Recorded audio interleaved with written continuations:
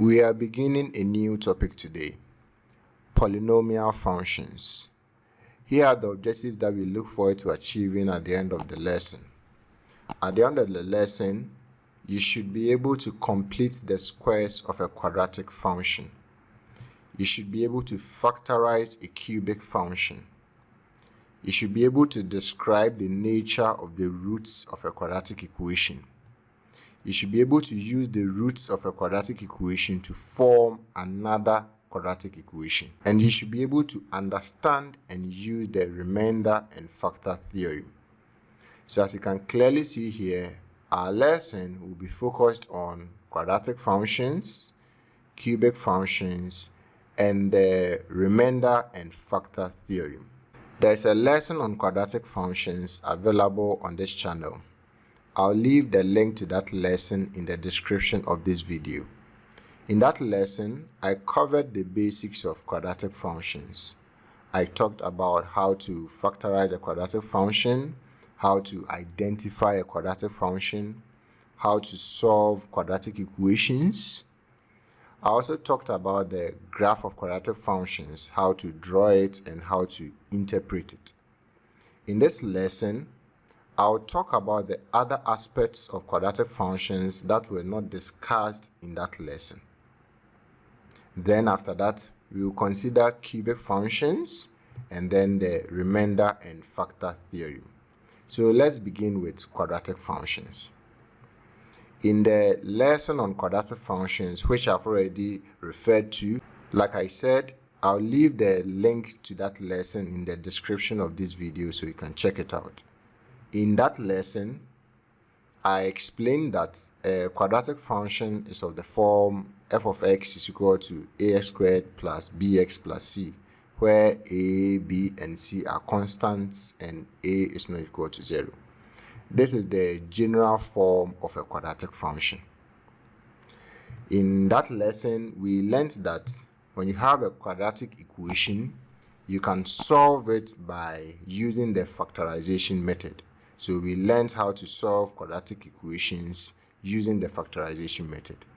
In this lesson, we are going to learn how to solve a quadratic equation using the method of completion of squares and using the general quadratic formula. So we already know how to solve a quadratic equation using the factorization method. Here, we will learn how to solve a quadratic equation using the method of completion of squares and using the general quadratic formula. We will start with the method of completion of squares. Completing the squares of a quadratic equation. To complete the squares of a quadratic equation, that is to solve a quadratic equation by using the method of completing of squares, you have to go through a number of steps. There are about 5 of them. We will consider them one after the other. I'm going to use this quadratic equation as an example. X squared minus 6x plus 7 is equal to 0. So this is the equation that I'm going to use as an example. If you want to use the method of completion of squares to solve a quadratic equation, the first step is to move the constant to the other side. Let's consider the example we have. X squared minus 6x plus 7 is equal to 0. We can see that x squared, negative 6x, and 7 are on the left-hand side of the equation. On the right-hand side of the equation, we have 0. The first step is that you move the constant term to the side that has 0. In this equation, the constant term is 7. X squared is the quadratic term, and 7 is the constant term because this is the term that does not have an x attached to it. So we will move 7 to the side that has 0. And so x squared minus 6x plus 7 is equal to 0 will become x squared minus 6x is equal to negative 7. This is the first step. You move the constant term to the other side. That is the side that has 0. So x squared minus 6x plus 7 is equal to 0 becomes x squared minus 6x is equal to negative 7. Let's move on to the second step. Step 2. If the coefficient of x squared is not 1, divide through the equation by the coefficient of x squared. So after moving the constant term to the other side, you check whether the coefficient of x squared is 1 or not. If the coefficient of x squared is not 1, you have to make sure that it is 1. And you do that by dividing through the equation by the coefficient of x squared. So you divide each term in the equation by the coefficient of x squared. If the coefficient of x squared is 1, like we have here, then you don't have to go through step 2. Because step 2 is for when the coefficient of x squared is not 1. In the example we have here, the coefficient of x squared is 1, so we don't have to divide through each term by 1, because when you divide through each term by 1, you still end up getting 1. Now, what is step 3? Step 3, multiply the coefficient of x by half and square the result. Then add it to both sides of the equation. So here, the equation we have, which is x squared minus 6x is equal to negative 7. Step 3 says that we should multiply the coefficient of x by half. Here, the coefficient of x is negative 6. So you multiply negative 6 by half. When you multiply negative 6 by half, you are going to have negative 3. Then it says that we should square the result. So negative 3, we will square it, negative 3 squared. Then we will add it to both sides of the equation. So our equation now becomes x squared minus 6x plus negative 3 squared is equal to negative 7 plus negative 3 squared. So this equation we have here, which is x squared minus 6x is equal to negative 7, we will take the coefficient of x, which is negative 6, multiply by half, we will get negative 3. Then we will square the result, that will give us negative 3 squared. Then this negative 3 squared, we will add it to both sides of the equation. So we add it to the left-hand side and we add it to the right-hand side. When you do that, you are going to have x squared minus 6x plus negative 3 squared is equal to negative 7 plus negative 3 squared. There is a reason why I left it in this way, negative 3 squared, instead of 9. I will explain that to you later. Let's move on to step 4. So we have step 3 here. What do we do in step 4? Write the expression on the left-hand side as a perfect square. This is our equation now.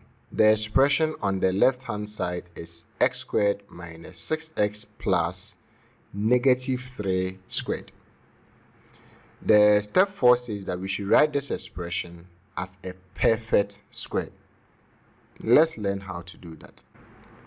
Let's consider this quadratic expression. Let's say we have the expression x squared plus bx. When you take the coefficient of x, which is b, and you multiply it by half, you are going to have b times half. Now, this will give us b divided by 2. When you square the result here is b divided by 2. So when you square it, you have b divided by 2 all squared. When you square the result and you add it to the expression x squared plus bx, you are going to have x squared plus bx plus b divided by 2 all squared. Now remember that is what we did here. We took the coefficient of x, which is negative 6. We multiplied by half to get negative 3. We squared the result and then we added it to the expression. So we have x squared minus 6x plus negative 3 squared. When you have a quadratic expression in this form, it can be written as a perfect square as x plus what you have in the brackets here, which is b divided by 2, then squared. So x, what you have in the brackets here, which is b divided by 2 squared. What this means is that if you expand x plus b divided by 2 all squared, you are going to have x squared plus bx plus b divided by 2 all squared.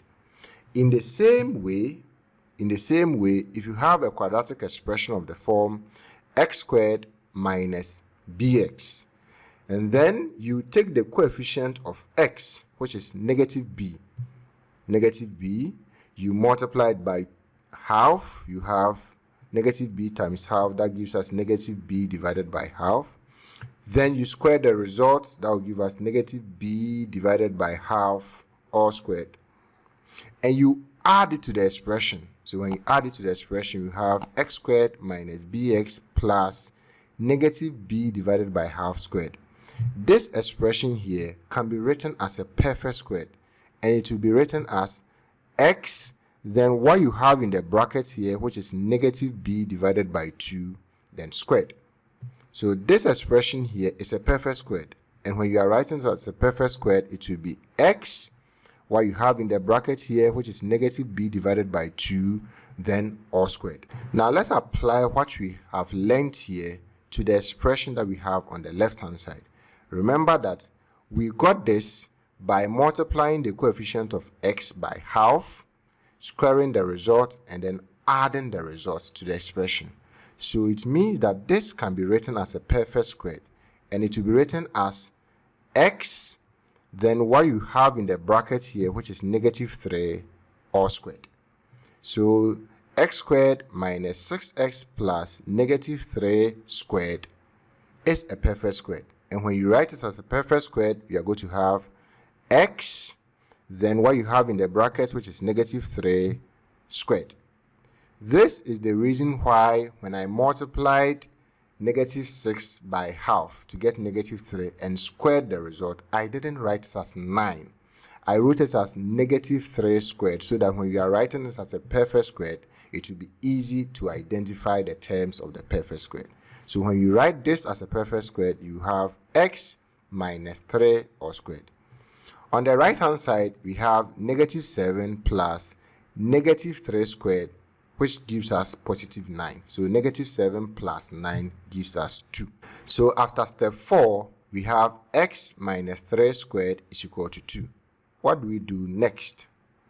The fifth step. Take square root of both sides and solve the resulting equation. So now we are going to take square root of the left hand side and take square root of the right hand side, and then we will solve the resulting equation. So when you take square root of the left hand side, you are going to have square root of x minus 3 squared is equal to square root of 2. The square here and the square root cancels out. Now remember that because this is an equation, when you take square root of 2, you are going to have two solutions. You have the positive solution and the negative solution. So when you take square root of 2, you are going to have either positive square root of 2 or negative square root of 2. So the equation now becomes x minus 3 is equal to plus or minus square root of 2. From here, you can solve for x. You begin by considering positive square root of 2. Then after that, you consider negative square root of 2. That's what I mean. So in the first case, we say that x minus 3 is equal to square root of 2, which is the positive form. And from here, x will give us 3 plus square root of 2. Then after that, you consider the negative form. X minus 3 is equal to negative square root of 2. And from here, x will be equal to 3 minus square root of 2. So for this equation, x is equal to 3 plus square root of 2, or x is equal to 3 minus square root of 2. This is how to complete the squares of a quadratic equation. If you are given a quadratic equation and you want to solve for it by using the method of completing of squares, this is the process that you have to go through. Let's apply what we have learned here to solve some questions. Use the method of completing the squares to find the roots of the following equations. So we have 3 equations here, 3 quadratic equations. We are going to use the method of completing of squares to find their roots. Let's begin with the first one. The first one is 2x squared minus 3x minus 1 is equal to 0. So we will go through the steps that we have considered. The first step is that we will move the constant to the other side. In this equation, the constant is 1. It is on the left hand side, so we will move it to the right hand side. So when we do that, the equation becomes 2x squared minus 3x is equal to 1. Let's move on to step 2. Step 2 says that if the coefficient of x squared is not 1, divide through the equation by the coefficient of x squared. Here, the coefficient of x squared is 2. So we will divide through the equation by 2. So we are going to divide each term in the equation by 2. we divide 2x squared by 2, we divide negative 3x by 2, and we divide 1 by 2. So this gives us 2x squared divided by 2 minus 3x divided by 2 is equal to 1 divided by 2. Our equation now becomes x squared minus 3 divided by 2x is equal to half. Let's move on to step 3. Step 3 says that multiply the coefficient of x by half and square the result. Then add it to both sides of the equation. Here, the coefficient of x is negative 3 divided by 2. So we will multiply negative 3 divided by 2 by half. That will give us negative 3 divided by 4. Then we will square the result. So we will have negative 3 divided by 4 squared. Then we will add this negative 3 divided by 4 squared. We will add it to both sides of the equation. So we add it to the left hand side and we will add it to the right hand side. When we do that, the equation becomes x squared minus 3 divided by 2x plus negative 3 divided by 4 squared is equal to half plus negative 3 divided by 4 squared. Let's move on to step 4. Step 4 says that we should write the expression on the left hand side as a perfect square. So we are going to write x squared minus 3 divided by 2x plus negative 3 divided by 4 squared. We have learned that if you have a quadratic expression in this form, then it can be written as a perfect square as x, then what you have in the bracket here, which is negative 3 divided by 4 all squared. So if you write x squared minus 3 divided by 2x plus negative 3 divided by 4 squared as a perfect square, you are going to have x, then what you have in the bracket, which is negative 3 divided by 4, then squared. And this will be equal to half plus negative 3 divided by 4 squared gives us 17 divided by 16. Let's move on to step 5. Step 5 says we should take square root of both sides and solve the resulting equation. So we are going to take square root of the left hand side, which will be square root of x minus 3 divided by 4 squared. Then we take square root of the right hand side, which is square root of 17 divided by 16.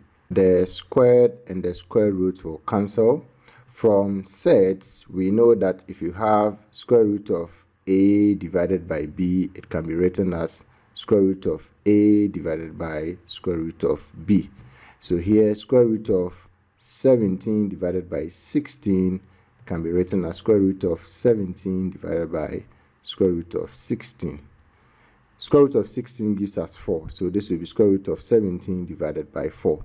But since this is an equation, we are going to have both the positive answer and the negative answer. So our equation now becomes x minus 3 divided by 4 is equal to plus or minus square root of 17 divided by 4.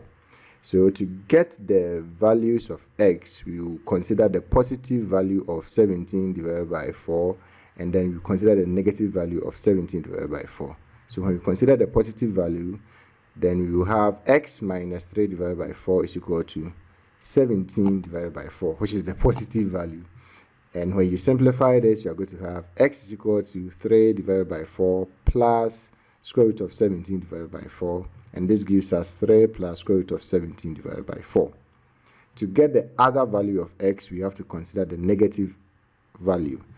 The negative value will be negative square root of 17 divided by 4. So on the left hand side, we have x minus 3 divided by 4. On the right hand side, we have negative square root of 17 divided by 4. This gives us x equal to 3 divided by 4 minus square root of 17 divided by 4. And this gives us 3 minus square root of 17 divided by 4. Using the method of completing of squares, we have been able to find the roots of the equation 2x squared minus 3x minus 1 is equal to 0. The first one is 3 plus square root of 17 divided by 4, and the second one is 3 minus square root of 17 divided by 4. Let's consider the next question. We have x squared plus 7x plus 10 is equal to 0. We are going to use the method of completing of squares to find the roots of this equation. With this question, you can use the method of factorization to find the roots, but here we are going to use the method of completing of squares. Let's start. So the first step is to move the constant to the other side. So we move 10 from the left hand side to the right hand side. When we do that, we are going to have x squared plus 7x is equal to negative 10. Then the next step, if the coefficient of s squared is not 1, divide through the equation by the coefficient of s squared. Here, the coefficient of x squared is 1. So we don't have to divide through by 1, because if you divide through by 1, you are going to get the same results. Let's move on to step 3. Step 3 says that multiply the coefficient of x by half and square the result. Then add it to both sides of the equation. Here, the coefficient of x is 7. So we will multiply 7 by half. And that will give us 7 divided by 2. Then we will square the results. That will be 7 divided by 2 squared.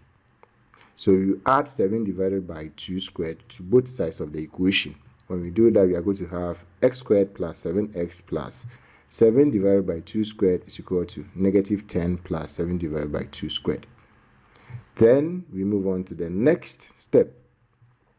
For the next step, we are going to write the expression on the left-hand side as a perfect square. So we are going to write the expression x squared plus 7x plus 7 divided by 2 squared as a perfect square. We have learned that if you have a quadratic expression in this form, then it can be written as a perfect square as x, then what you have in the bracket, which is 7 divided by 2 all squared. So here the perfect square is x plus 7 divided by 2 all squared. On the right hand side, we have negative 10 plus 7 divided by 2 squared, and this gives us 9 divided by 4.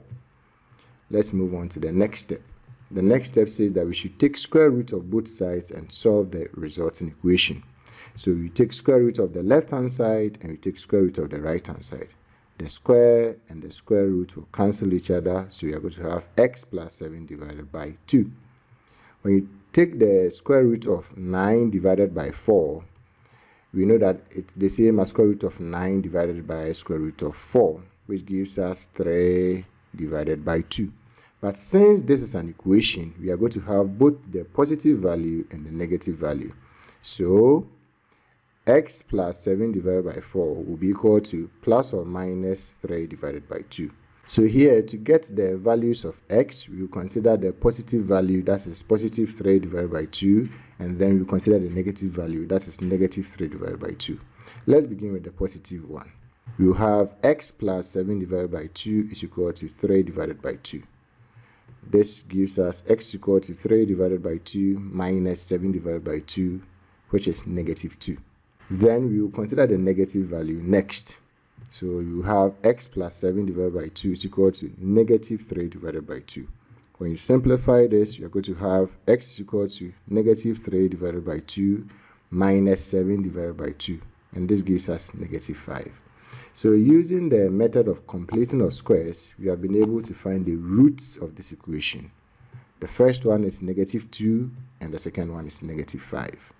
Let's consider the next question. The third question is 5x squared plus 9x plus 2 is equal to 0. We are going to use the method of completing of squares to find the roots of this equation. The first step is that we will move the constant to the other side. So here I'll move 2 from the left hand side to the right hand side. When we do that, the equation becomes 5x squared plus 9x is equal to negative 2. Then we move on to step 2. Step 2 says that if the coefficient of x squared is not 1, divide through the equation by the coefficient of x squared. Here the coefficient of x squared is 5. It is not 1. So you divide through the equation by the coefficient of x squared, which is 5. So you divide each term by 5. That will give us 5x squared divided by 5 plus 9x divided by 5 is equal to negative 2 divided by 5. This gives us x squared plus 9 divided by 5x is equal to negative 2 divided by 5. Let's move on to step 3. Step 3 says multiply the coefficient of x by half and square the result. Then add it to both sides of the equation. Here the coefficient of x is 9 divided by 5. So we multiply 9 divided by 5 by half. When we do that, we are going to have 9 divided by 10. Then we will square the result. So 9 divided by 10 squared. Then we will add this 9 divided by 10 squared to both sides of the equation. So we add it to the left hand side and then we add it to the right hand side. When we do that, we are going to have x squared plus 9 divided by 5x plus 9 divided by 10 squared is equal to negative 2 divided by 5 plus 9 divided by 10 squared. Let's move on to the next step. It says that we should write the expression on the left hand side as a perfect square. So here we are going to write x squared plus 9 divided by 5x plus 9 divided by 10 squared as a perfect square. We have learned that when you have a quadratic expression of this form, it can be written as a perfect square as x, then what you have in the bracket here, which is 9 divided by 10 squared. So the perfect square for this is x plus 9 divided by 10 squared. On the right hand side, we have negative 2 divided by 5 plus 9 divided by 10 squared. Negative 2 divided by 5 plus 9 divided by 10 squared gives us 41 divided by 100. The next step is that we are going to take square root of both sides and solve the resulting equation. So you take square root of the left hand side and you take square root of the right hand side. Here the squared and the square root will be gone. Square root of 41 divided by 100 will give us square root of 41 divided by square root of 100, and square root of 100 gives us 10. So this becomes square root of 41 divided by 10. But since this is an equation, we are going to have the positive square root and the negative square root. So the equation now becomes x plus 9 divided by 10 is equal to plus or minus square root of 41 divided by 10. To get the first solution for x, we consider the positive square root, and to get the second solution for x, we consider the negative square root. When we consider the positive square root, we are going to have x plus 9 divided by 10 is equal to square root of 41 divided by 10. This gives us x equal to square root of 41 divided by 10 minus 9 divided by 10, which is square root of 41 minus 9 divided by 10. When we consider the negative square root, we are going to have x plus 9 divided by 10 is equal to negative square root of 41 divided by 10. This becomes x is equal to negative square root of 41 divided by 10 minus 9 divided by 10, which can be simplified as negative square root of 41 minus 9 divided by 10. So using the method of completing of squares, we have been able to find the roots of this equation. The first one is square root of 41 minus 9 divided by 10, and the second one is negative square root of 41 minus 9 divided by 10. At the beginning of this lesson, we learned that when you have a quadratic equation, you can solve it using the factorization method or the method of completing of squares, which we have just considered, or you can also solve it using the general quadratic formula. We are going to learn how to solve a quadratic equation using the general quadratic formula. So let's talk about the general quadratic formula. You will get the general quadratic formula by completing the squares of the general quadratic equation. The general quadratic equation is ax squared plus bx plus c is equal to 0. When we complete the squares of this equation, we are going to get the general quadratic formula. So let's complete the squares of this equation to get the general quadratic formula. We are going to go through the normal process of completing the squares of a quadratic equation. So let's start. The first step is that we move the constant to the other side. Here, the constant is c. So we move c from the left-hand side to the right-hand side. When we do that, we are going to have ax squared plus bx is equal to negative c. Then, we move on to the next step. If the coefficient of x squared is not 1, divide through the equation by the coefficient of x squared. Here, the coefficient of x squared is a. So we will divide through the equation by a. We divide each term by a. So you have ax squared divided by a, which gives us x squared, then bx divided by a, which is b divided by ax, then negative c divided by a. Let's move on to step 3. Step 3 says that we should multiply the coefficient of x by half and square the results, then add it to both sides of the equation. Here the coefficient of x is b divided by a. So you multiply b divided by a by half. That gives you b divided by 2a. Then you square the result. So b divided by 2a squared. And after that, we will add it to both sides of the equation. So we add it to the left-hand side of the equation and we add it to the right-hand side of the equation. When you do that, the equation now becomes x squared plus b divided by ax plus b divided by 2a squared is equal to negative c divided by a plus b divided by 2a squared. Let's move on to the next step. The next step says that we should write the expression on the left-hand side as a perfect square. So here we are going to write x squared plus b divided by ax plus b divided by 2a squared as a perfect square. We have learned that when you have a quadratic expression in this form, it can be written as a perfect square as x, then what you have in the brackets, which is b divided by 2a squared. So when you write x squared plus b divided by ax plus b divided by 2a squared as a perfect square, we are going to have x plus b divided by 2a squared. On the right hand side, we have negative c divided by a plus b divided by 2a squared gives us b squared divided by 4a squared. Now let's simplify this fraction, the one we have on the right hand side. We will do that by finding the LCM of the denominators. The denominators are a and 4a squared. So the LCM will be 4a squared. So we will divide 4a squared by a. 4a squared divided by a gives us 4a. Then we will multiply it by the numerator, which is negative c. So that will be 4a times negative c, which is negative 4ac. Then plus 4a squared divided by 4a squared gives us 1. We multiply by the numerator, which is b squared, and that gives us b squared. So when you simplify this fraction, you are going to have negative 4ac plus b squared divided by 4a squared. And so our equation can now be written as x plus b divided by 2a squared is equal to negative 4ac plus b squared, or I choose to write the b squared first. So b squared minus 4ac divided by 4a squared. Now let's move on to step 5. Step 5 says that we should take square root of both sides and solve the resulting equation. So we are going to take square root of the left hand side and take square root of the right hand side. When we do that, the square and the square root will be gone.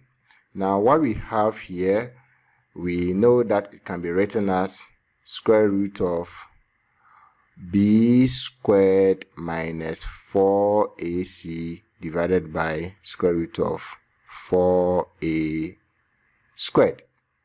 When you take square root of 4a squared, you are going to have 2a, because square root of 4 will give you 2 and square root of a squared gives you a.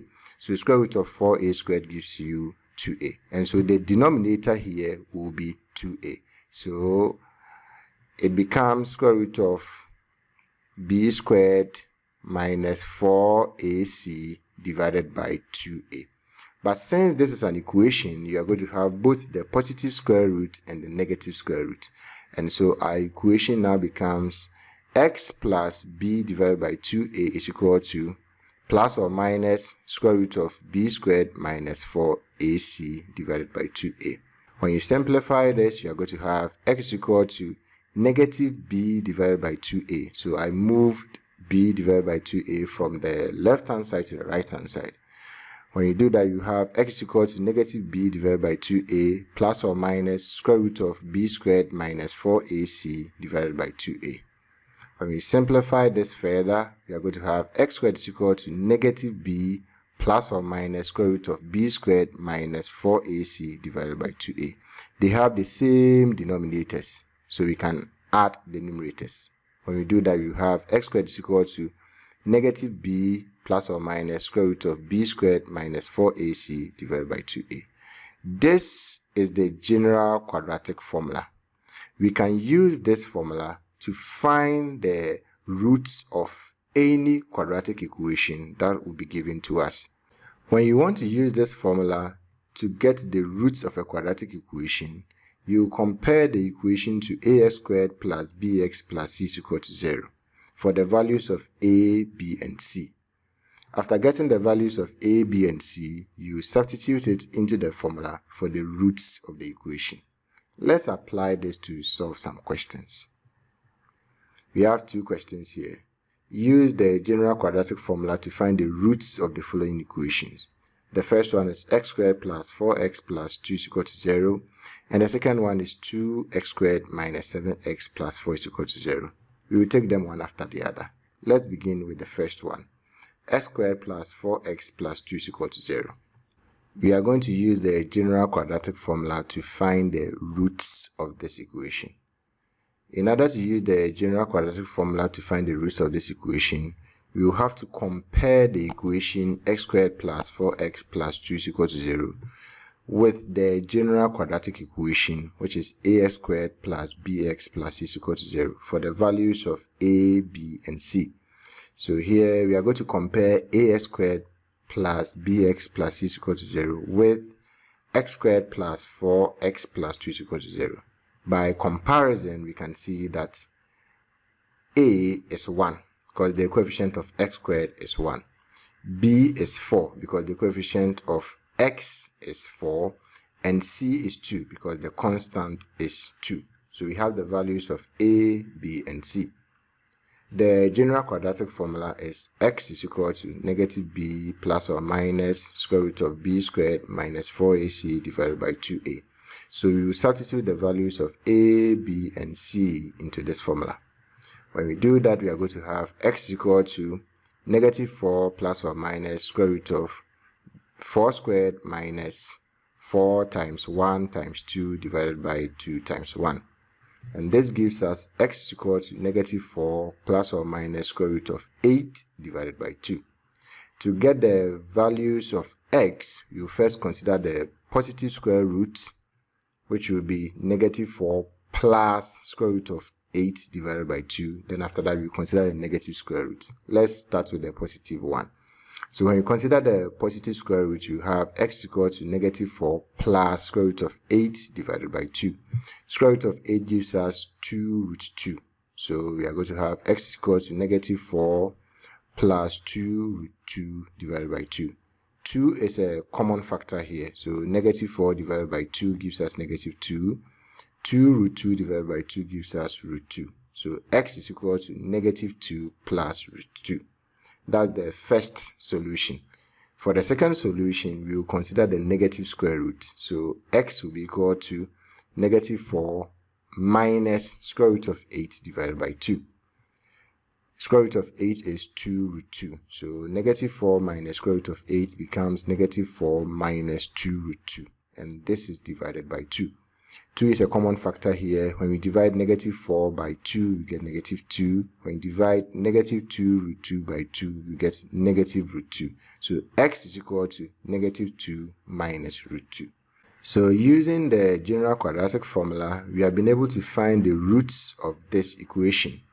The first one is negative 2 plus root 2, and the second one is negative 2 minus root 2.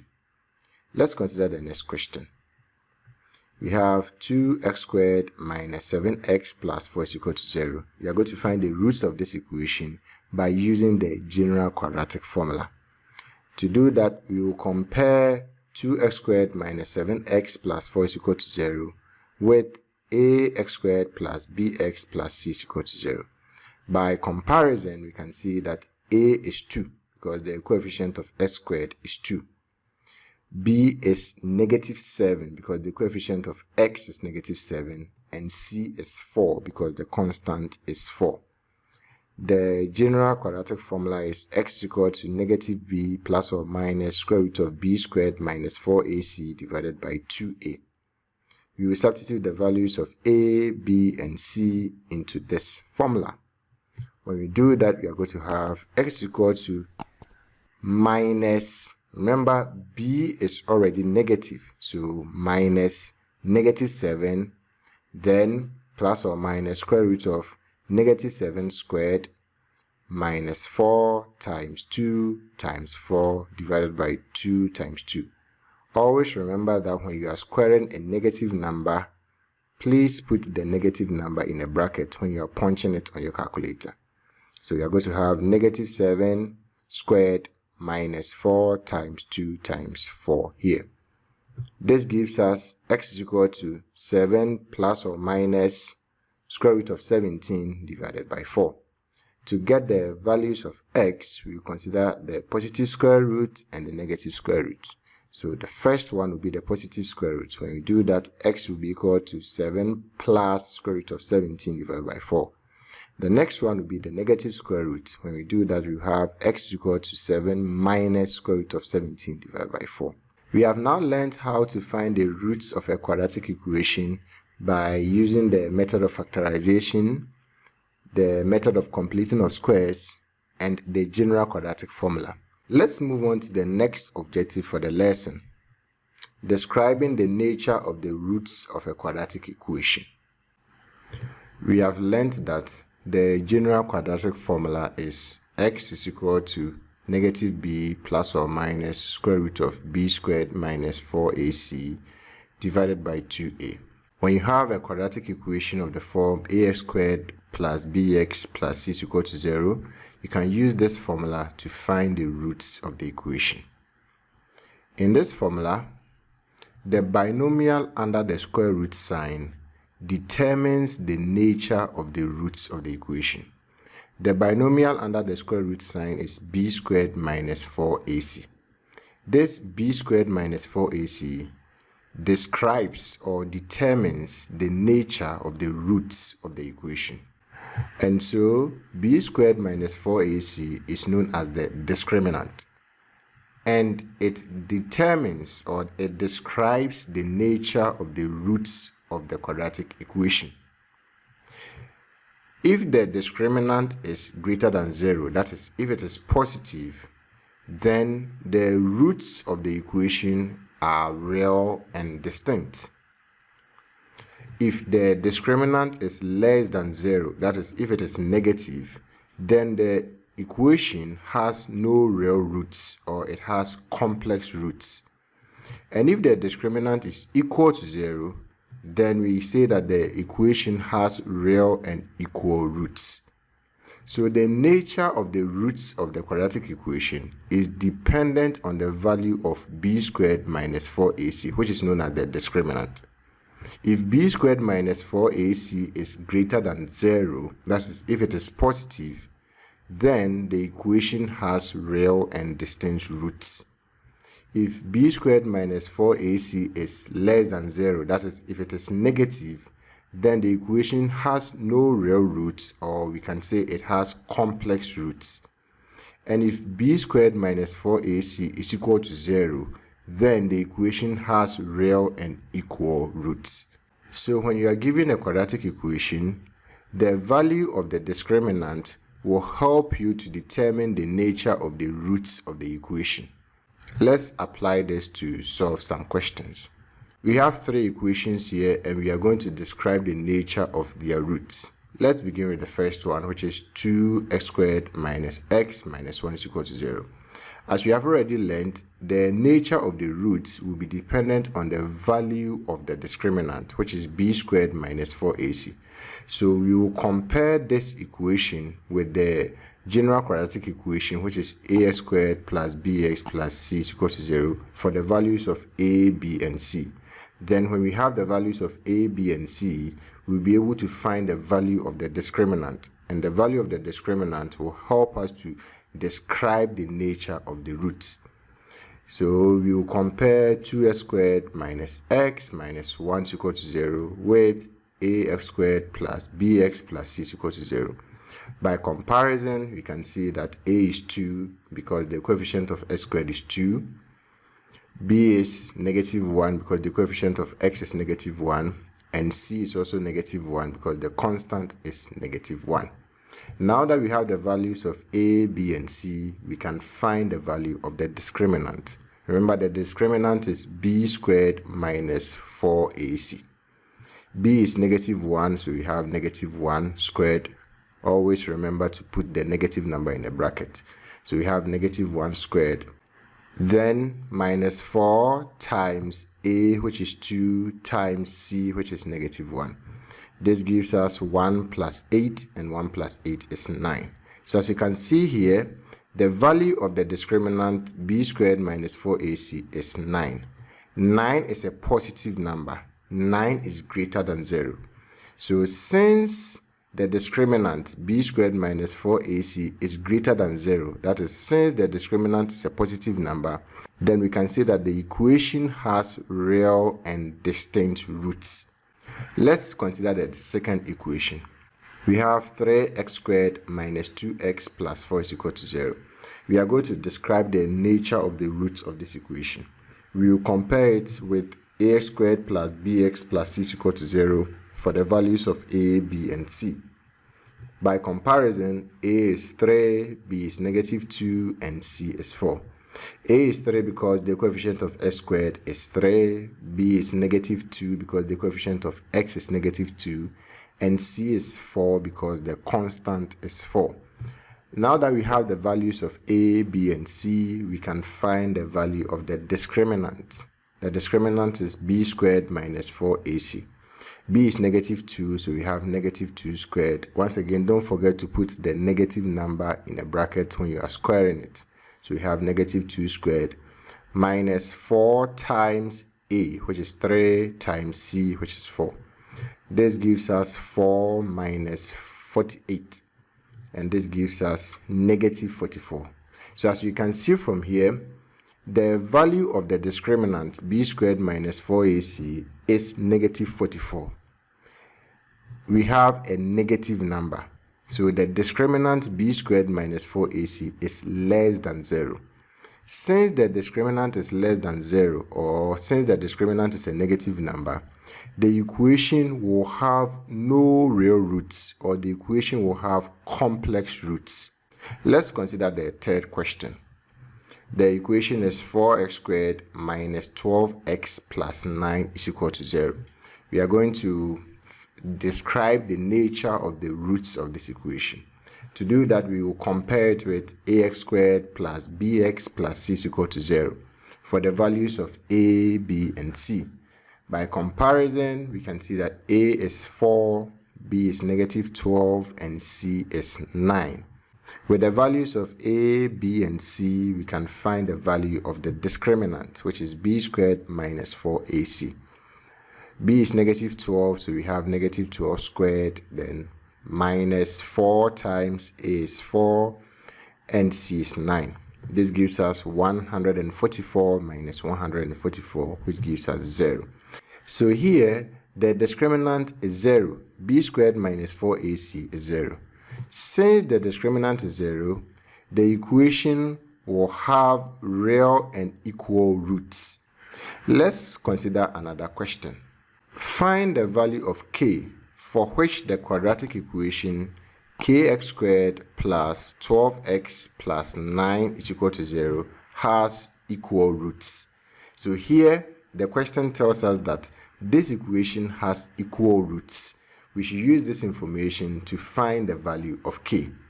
We know that if an equation has equal roots, then it means that the value of the discriminant is 0. So here we will find the value of the discriminant and equate it to 0 so that we'll be able to get the value of k. To get the value of the discriminant, we have to compare the equation given to us to ax squared plus bx plus c is equal to 0. By comparison, we can see that a is k because the coefficient of x squared is k, b is 12 because the coefficient of x is 12, and c is 9 because the constant is 9. The discriminant is given by b squared minus 4ac. b is 12, so we have 12 squared minus 4 times a, which is k, times c, which is 9. Now this gives us 144 minus 36k. This is the value of the discriminant. But since we know that the quadratic equation has equal roots, we will equate the discriminant to 0 because we know that if a quadratic equation has equal roots, then the discriminant is 0. So since the roots are equal, or since the equation has equal roots, then we can say that b squared minus 4ac is equal to 0. And so 144 minus 36k will be equal to 0. We solve this linear equation for the value of k. This will give us 36k is equal to 144. We divide both sides by 36 and k is 4. So if the quadratic equation has equal roots, then the value of k is 4. We have now learned how to describe the nature of the roots of a quadratic equation. If you want to describe the nature of the roots of a quadratic equation, first you find the value of the discriminant, which is b squared minus 4ac. You do that by comparing the quadratic equation given to you with the general quadratic equation, which is ax squared plus bx plus c is equal to 0. From there, you'll be able to get the values of a, b, and c. With the values of a, b, and c, you'll be able to find the value of the discriminant, which is b squared minus 4ac. If the value of the discriminant is greater than 0, that is, if it is a positive number, then it means that the equation will have real and distinct roots. If the value of the discriminant is less than 0, that is, if it is a negative number, then it means that the equation will not have real roots, or the equation will have complex roots. And if the value of the discriminant is 0, then it means that the equation will have real and equal roots. Now, let's move on to the next objective for the lesson. We are going to learn how to use the roots of a quadratic equation to form another quadratic equation. Forming a quadratic equation when the roots are given. In the lesson on quadratic functions and graph of quadratic functions, which I referred to earlier on in the lesson, we learned that when the roots of any quadratic equation is given, the equation can be written as x squared minus sum of roots x plus product of roots is equal to 0. I explained this into detail in that lesson. Once again, I will leave the link to that lesson in the description of this lesson so you can check it out.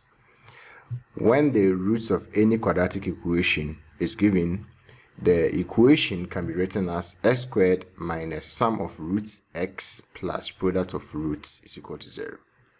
Let's compare this to the general quadratic equation, which is ax squared plus bx plus c is equal to 0. We are going to compare this ax squared plus bx plus c is equal to 0 to x squared minus sum of root x plus product of roots is equal to 0. Before we can compare, we have to make sure that the coefficient of x squared in both equations is 1. So here we will divide each term by a, so that the coefficient of x squared here will be 1. So we have ax squared divided by a, which will give us x squared, then plus bx divided by a, which will give us b divided by ax, then plus c divided by a, and this will be equal to 0 divided by a, which is 0. So now we can compare. We are going to compare x squared minus sum of roots x plus product of roots is equal to 0 to x squared plus b divided by ax plus c divided by a is equal to 0. When we compare, we can see we have x squared here, x squared here.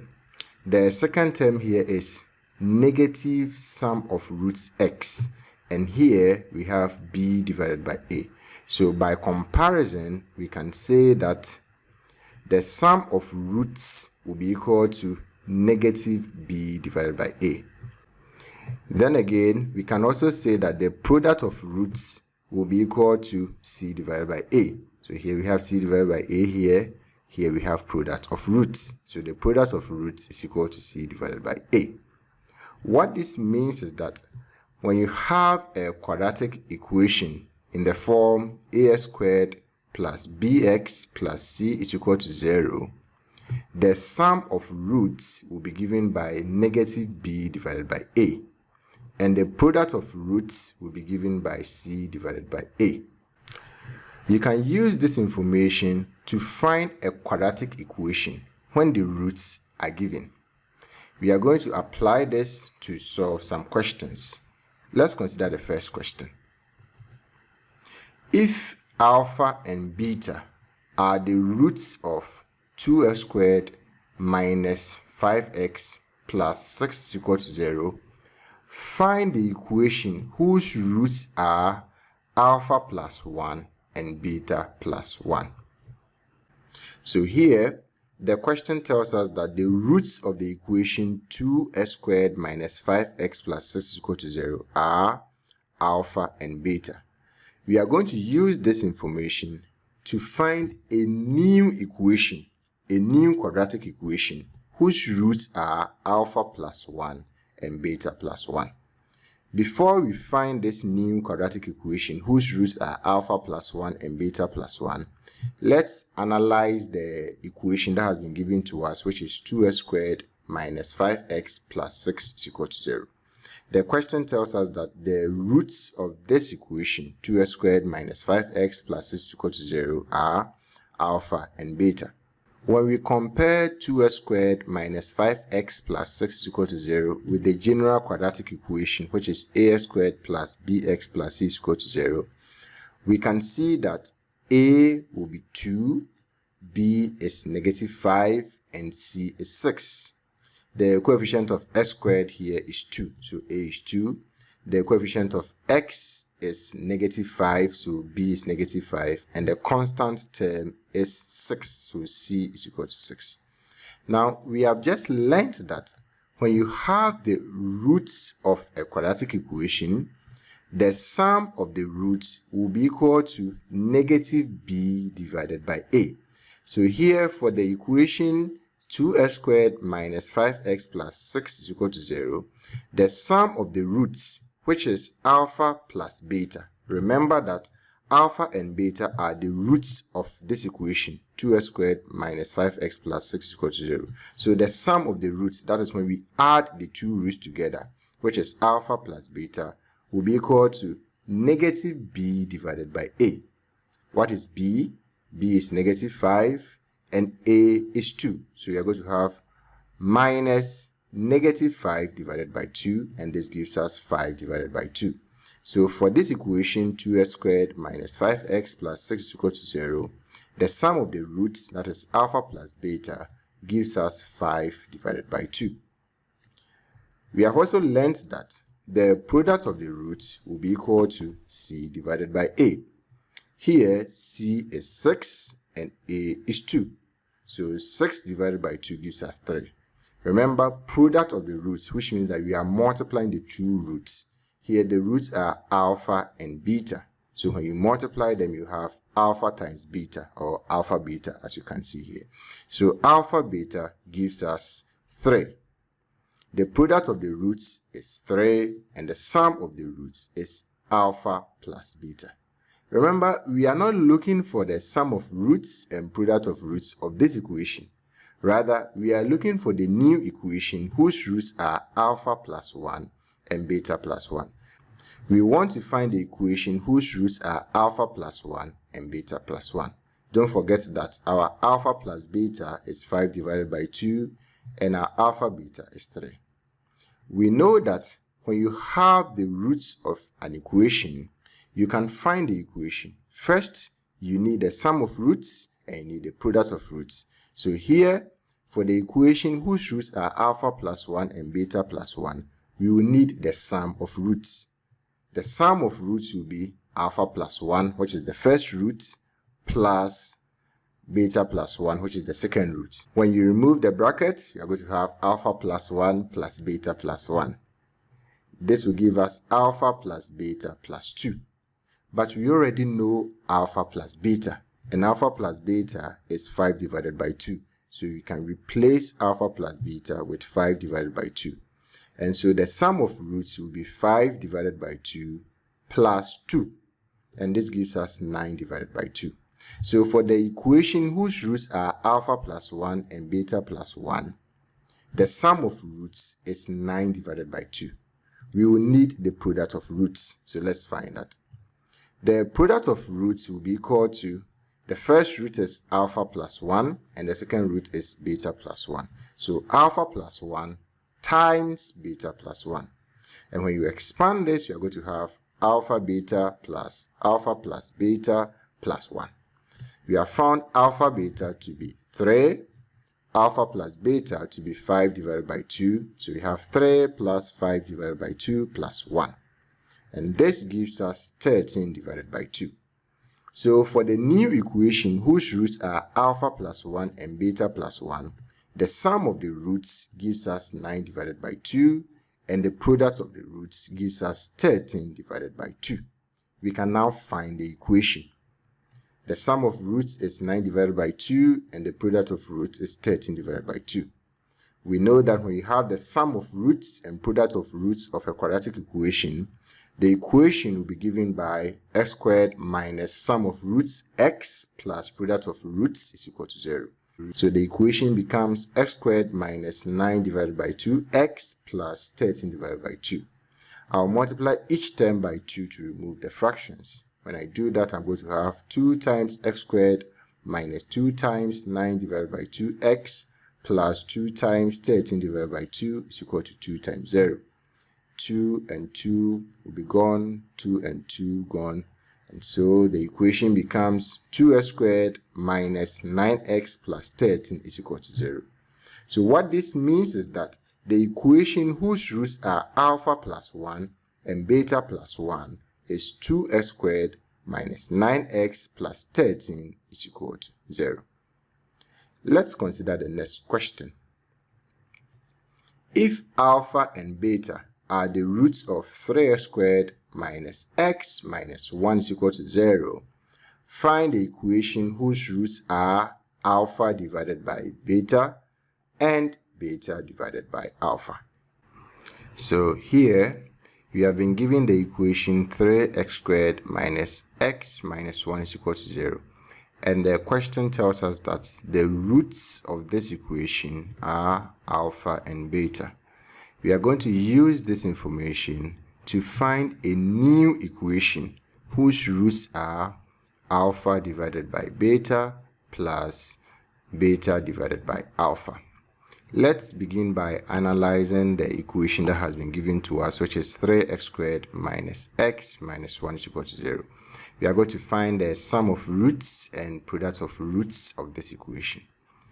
To do that, we will compare the equation 3x squared minus x minus 1 is equal to 0 with the general quadratic equation, which is ax squared plus bx plus c is equal to 0. By comparison, we can see that a is 3, b is negative 1, and c is also negative 1. The coefficient of x squared is 3, so a is 3. The coefficient of x is negative 1, so b is negative 1. And the constant is negative 1, so c is also negative 1. We have learned that when you have the roots of a quadratic equation, the sum of roots will be given by negative b divided by a. So here, for the equation 3x squared minus x minus 1 is equal to 0, whose roots are alpha and beta, the sum of roots, which is alpha plus beta, will be given by negative b divided by a. b is negative 1 and a is 3. So alpha plus beta, which is the sum of roots, will be equal to minus negative 1 divided by 3. And this gives us 1 divided by 3. So for the equation 3x squared minus x minus 1 is equal to 0, the sum of roots, which is alpha plus beta, is 1 divided by 3. Let's find the product of roots. The product of roots, we have learned that it will be given by c divided by a. The roots of the equation 3x squared minus x minus 1 is equal to 0 are alpha and beta. So the product of roots, which will be alpha times beta or alpha beta, will be given by c divided by a. c is negative 1 and a is 3. So alpha beta will be negative 1 divided by 3, and this gives us negative 1 divided by 3. We are going to use this information to find the equation whose roots are alpha divided by beta and beta divided by alpha. Let's do that. So we are finding the equation whose roots are alpha divided by beta and beta divided by alpha. We know that if we want to find a quadratic equation, we need the sum of roots and the product of roots. So here, to get the equation whose roots are alpha divided by beta and beta divided by alpha, first we will need the sum of roots. The first root is alpha divided by beta, and the second root is beta divided by alpha. So the sum of roots will be alpha divided by beta plus beta divided by alpha. From fractions, we know that alpha divided by beta plus beta divided by alpha will give us alpha squared plus beta squared divided by alpha beta. We will have to express alpha squared plus beta squared in terms of alpha beta and alpha plus beta, so that we can substitute alpha beta and alpha plus beta into the expression we have here to get the sum of roots. Let's consider this. Let's say we have the expression a plus b squared minus 2ab. Let's expand this. When you expand this, you are going to have a plus b times a plus b, because a plus b squared will give us a plus b in one bracket, then times another a plus b, and then we have the minus 2ab here. Let's expand the bracket. We have a times a, that gives us a squared, a times b, that gives us ab, b times a gives us ab, b times b gives us b squared, then the minus 2ab here. This will give us a squared plus b squared plus 2ab minus 2ab. The 2ab minus 2ab gives us 0, and so this gives us a squared plus b squared. What this means is that if we expand a plus b squared minus 2ab, we are going to have a squared plus b squared, and so a squared plus b squared will give us a plus b squared minus 2ab. So here, if we want to express alpha squared plus beta squared in terms of alpha plus beta and alpha beta, then we can say that alpha squared plus beta squared will be equal to alpha plus beta squared minus 2ab. So by comparison, if a squared plus b squared gives us a plus b squared minus 2ab, then alpha squared plus beta squared will give us alpha plus beta squared minus 2 alpha beta. The denominator is alpha beta. Now we can substitute our alpha plus beta and alpha beta into this. So let's do that. Remember, alpha plus beta is 1 divided by 3, and alpha beta is negative 1 divided by 3. So when we do that, we are going to have 1 divided by 3 squared minus 2 times negative 1 divided by 3 divided by negative 1 divided by 3. And this will give us negative 7 divided by 3. So the new equation we are going to find, the equation whose roots are alpha divided by beta and beta divided by alpha, the sum of the roots of that equation is negative 7 divided by 3. Let's find the product of roots. Remember, the roots are alpha divided by beta and beta divided by alpha. So to get the product of roots, we multiply these two. That is alpha divided by beta times beta divided by alpha. When we do that, we can see alpha and alpha cancel 1, 1. Beta and beta cancels 1, 1. So we have 1 times 1 divided by 1 times 1, and that gives us 1. So the sum of roots gives us negative 7 divided by 3, and the product of roots gives us 1. So we can now find the equation since we have the sum of roots and product of roots. We have learned that when you have the sum of roots and product of roots, the equation is given by x squared minus sum of roots x plus product of roots is equal to 0. Here, the sum of roots is negative 7 divided by 3, and the product of roots is 1. So we replace sum of roots with negative 7 divided by 3 and product of roots with 1. When we do that, the equation becomes x squared minus negative 7 divided by 3x plus 1 is equal to 0. We know that x squared minus negative 7 divided by 3x gives us x squared plus 7 divided by 3x. Then we have plus 1 here, and this is equal to 0. I'll multiply each term by 3 to remove the fraction. When I do that, 3 and 3 will divide 1, 1. And so the equation becomes 3x squared plus 7x plus 3 is equal to 0. So what this means is that the equation whose roots are alpha divided by beta and beta divided by alpha is 3x squared plus 7x plus 3 is equal to 0. Let's consider another question. Let alpha and beta be the roots of the quadratic equation x squared plus 2x minus 5 is equal to 0. Without solving the equation, I evaluate alpha squared plus beta squared, I evaluate alpha minus beta squared, and I obtain a quadratic equation whose roots are alpha squared plus 1 and beta squared plus 1. So here the question tells us that the roots of the equation x squared plus 2x minus 5 is equal to 0 are alpha and beta. For the first part of the question, we are asked to evaluate alpha squared plus beta squared. And for the second part, we are asked to evaluate alpha minus beta or squared. Then for the last part, we are going to find a quadratic equation whose roots are alpha squared plus 1 and beta squared plus 1. Let's begin with the first part of the question. Remember that the question says the roots of the quadratic equation x squared plus 2x minus 5 is equal to 0 are alpha and beta.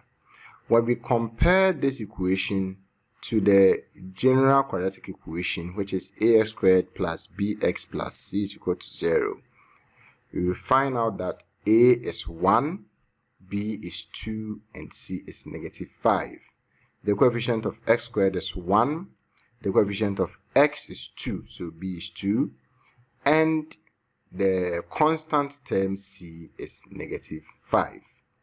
We have learned that for a quadratic equation of the form ax squared plus bx plus c is equal to 0, the sum of roots will be given by negative b divided by a. So here, the sum of the roots of the quadratic equation x squared plus 2x minus 5 is equal to 0 will be given by negative 2 divided by 1, and this gives us negative 2. The product of roots will be given by c divided by a. C is negative 5 and a is 1. So the product of roots, which is alpha beta or alpha times beta, will be negative 5 divided by 1, which is negative 5. So for the quadratic equation x squared plus 2x minus 5 is equal to 0, whose roots are alpha and beta, the sum of the roots, that's alpha plus beta, will give us negative 2, and the product of roots, which is alpha beta, will give us negative 5. We are going to use this to solve the questions. Let's consider the first part. The first part says that we should evaluate alpha squared plus beta squared. We have learned from the previous example that if you have alpha squared plus beta squared, we can express it in terms of alpha plus beta and alpha beta as alpha plus beta squared minus 2 times alpha beta. So alpha squared plus beta squared is equal to alpha plus beta squared minus 2 times alpha beta. We have alpha plus beta to be negative 2 and alpha beta to be negative 5. So when you substitute this here, we are going to have negative 2 squared minus 2 times negative 5, and this gives us 14. Let's consider the second part of the question. The second part of the question says that we should evaluate alpha minus beta squared. When you expand alpha minus beta squared, you are going to have alpha minus beta times alpha minus beta. So alpha minus beta in the first bracket, then times alpha minus beta in the second bracket. When you expand this, you are going to have alpha squared plus beta squared minus 2 times alpha beta. But for the first part of the question, we have found alpha squared plus beta squared to be 14. So we can replace alpha squared plus beta squared here with 14. Alpha beta is negative 5, so you have negative 2 times negative 5. So alpha squared plus beta squared is 14, then minus 2 times alpha beta, which gives us negative 2 times negative 5, and this gives us 24. So alpha minus beta all squared gives us 24. Let's consider the third part of the question. The third part of the question says that we should obtain a quadratic equation whose roots are alpha squared plus 1 and beta squared plus 1. We know that to get this quadratic equation, first we have to find the sum of roots, and then after that we will find the product of roots. Let's consider the sum of roots. So the sum of roots will be alpha squared plus 1 plus beta squared plus 1. And this gives us alpha squared plus beta squared plus 2. But remember that for the first part of the question, we evaluated alpha squared plus beta squared and we had 14. And so alpha squared plus beta squared plus 2 will give us 14 plus 2. 14 plus 2 gives us 16. So it means that for this equation, that is the quadratic equation whose roots are alpha squared plus 1 and beta squared plus 1, the sum of roots gives us 16. Let's find the product of roots. To get the product of roots, we multiply the first root, which is alpha squared plus 1, by the second root, which is beta squared plus 1. When you expand this, you are going to have alpha beta squared plus alpha squared plus beta squared plus 1. We have found alpha beta to be negative 5. So we have negative 5 squared. Alpha squared plus beta squared, we have evaluated that and we had 14. So alpha squared plus beta squared gives us 14, then plus 1. And this gives us 40. So for the equation whose roots are alpha squared plus 1 and beta squared plus 1, the sum of roots is 16 and the product of roots is 40. So we can find the equation. The equation will be given by x squared minus sum of roots x plus product of roots is equal to 0. The sum of roots is 16 and the product of roots is 40. So the equation is x squared minus 16x plus 40 is equal to 0. So we can say that the quadratic equation whose roots are alpha squared plus 1 and beta squared plus 1 is x squared minus 16x plus 40 is equal to 0. So far, we have solved a couple of examples on finding a quadratic equation when the roots of the equation are given to you. Let's move on to the next objective for the lesson: cubic functions. We are going to learn how to factorize cubic functions and solve cubic equations.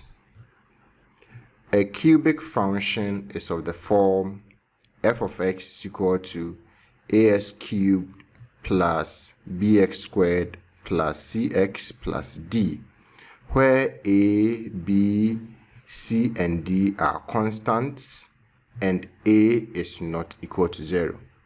As you can clearly see from here, if you have a function where the highest power of the variable in the function is 3, then the function is said to be a cubic function. So for example, if you have the function f of x is equal to x cubed plus 2x squared minus 2, this is a cubic function. In the same way, if you have a function f of x is equal to x cubed minus 4x, this is a cubic function. In the same way, let's say if you have f of x is equal to 3x cubed, this is a cubic function. As long as the highest power of the variable in the function is 3, the function is a cubic function. In the lesson on quadratic functions and graph of quadratic functions, we learned how to factorize quadratic functions and solve quadratic equations. Here, we are going to learn how to factorize cubic functions and solve cubic equations. Let's consider some questions. We have 4 cubic functions here. We are going to factorize them. We will begin with the first one. The first one is f of x is equal to s cubed plus 2s squared minus x minus 2. We are going to factorize this cubic function. When you are asked to factorize a cubic function, the first thing you have to do is that you have to compare the cubic function given to you to the general form of a cubic function, which is f of x is equal to as cubed plus bs squared plus cx plus d for the values of a, b, c, and d. So here we are going to compare the cubic function given to us, which is f of x is equal to x cubed plus 2s squared minus x minus 2 to f of x is equal to as cubed plus bx squared plus cx plus d for the values of a, b, c, and d. So let's do the comparison. When we compare the two, we can see that a is equal to 1 because the coefficient of s cubed is 1. b is equal to 2 because the coefficient of s squared is 2. C is equal to -1 because the coefficient of x is -1. And D is equal to -2 because the constant is -2. After getting the values of A, B, C, and D, you will find A divided by B and C divided by D. Let's first find A divided by B. A is 1, B is 2, so A divided by B will be equal to 1 divided by 2. For C divided by D, C is -1 and D is -2. -1 divided by -2 gives us 1 divided by 2. As you can see from here, A divided by B is equal to C divided by D. If A divided by B is equal to C divided by D, then you can factorize the cubic function by putting a bracket around the first 2 terms and the last 2 terms and then taking out the common factors. That is what I mean. Here, because A divided by B is equal to C divided by D, we are going to factorize this cubic function by putting a bracket around the first 2 terms and the last 2 terms. Then we will take out the common factors and simplify. Let's do that. We will put a bracket around the first 2 terms. The first 2 terms are s cubed plus 2x squared. So you put a bracket around it. Then you put a bracket around the last 2 terms. The last 2 terms are -x and -2. When you put the bracket here, the sign here, which is negative, will change to positive, so that when you expand the bracket, you are going to have -x minus 2. Now, after putting the bracket around the first 2 terms and the last 2 terms, you will take out the common factors. Between s cubed and 2s squared, the common factor is x squared. So you take out s squared, then in the bracket you'll be left with x plus 2. For the second part, the common factor is 1, so you take out 1 here. As you can see, we have x plus 2 in this bracket and x plus 2 in this bracket, so you take one of them. Then in the other bracket, you have x squared minus 1. So when you factorize this cubic function, you are going to have x plus 2 times s squared minus 1. But remember that x squared minus 1 is a difference of 2 squares. X squared minus 1 can be written as x squared minus 1 squared. From algebra, we learned that this can be factorized as x plus 1, x minus 1. So here, x squared minus 1 can be factorized as x minus 1 times x plus 1. So when you factorize this cubic function, f of x is equal to s cubed plus 2x squared minus x minus 2, you are going to have x plus 2 times x minus 1 times x plus 1. Let's consider the next question.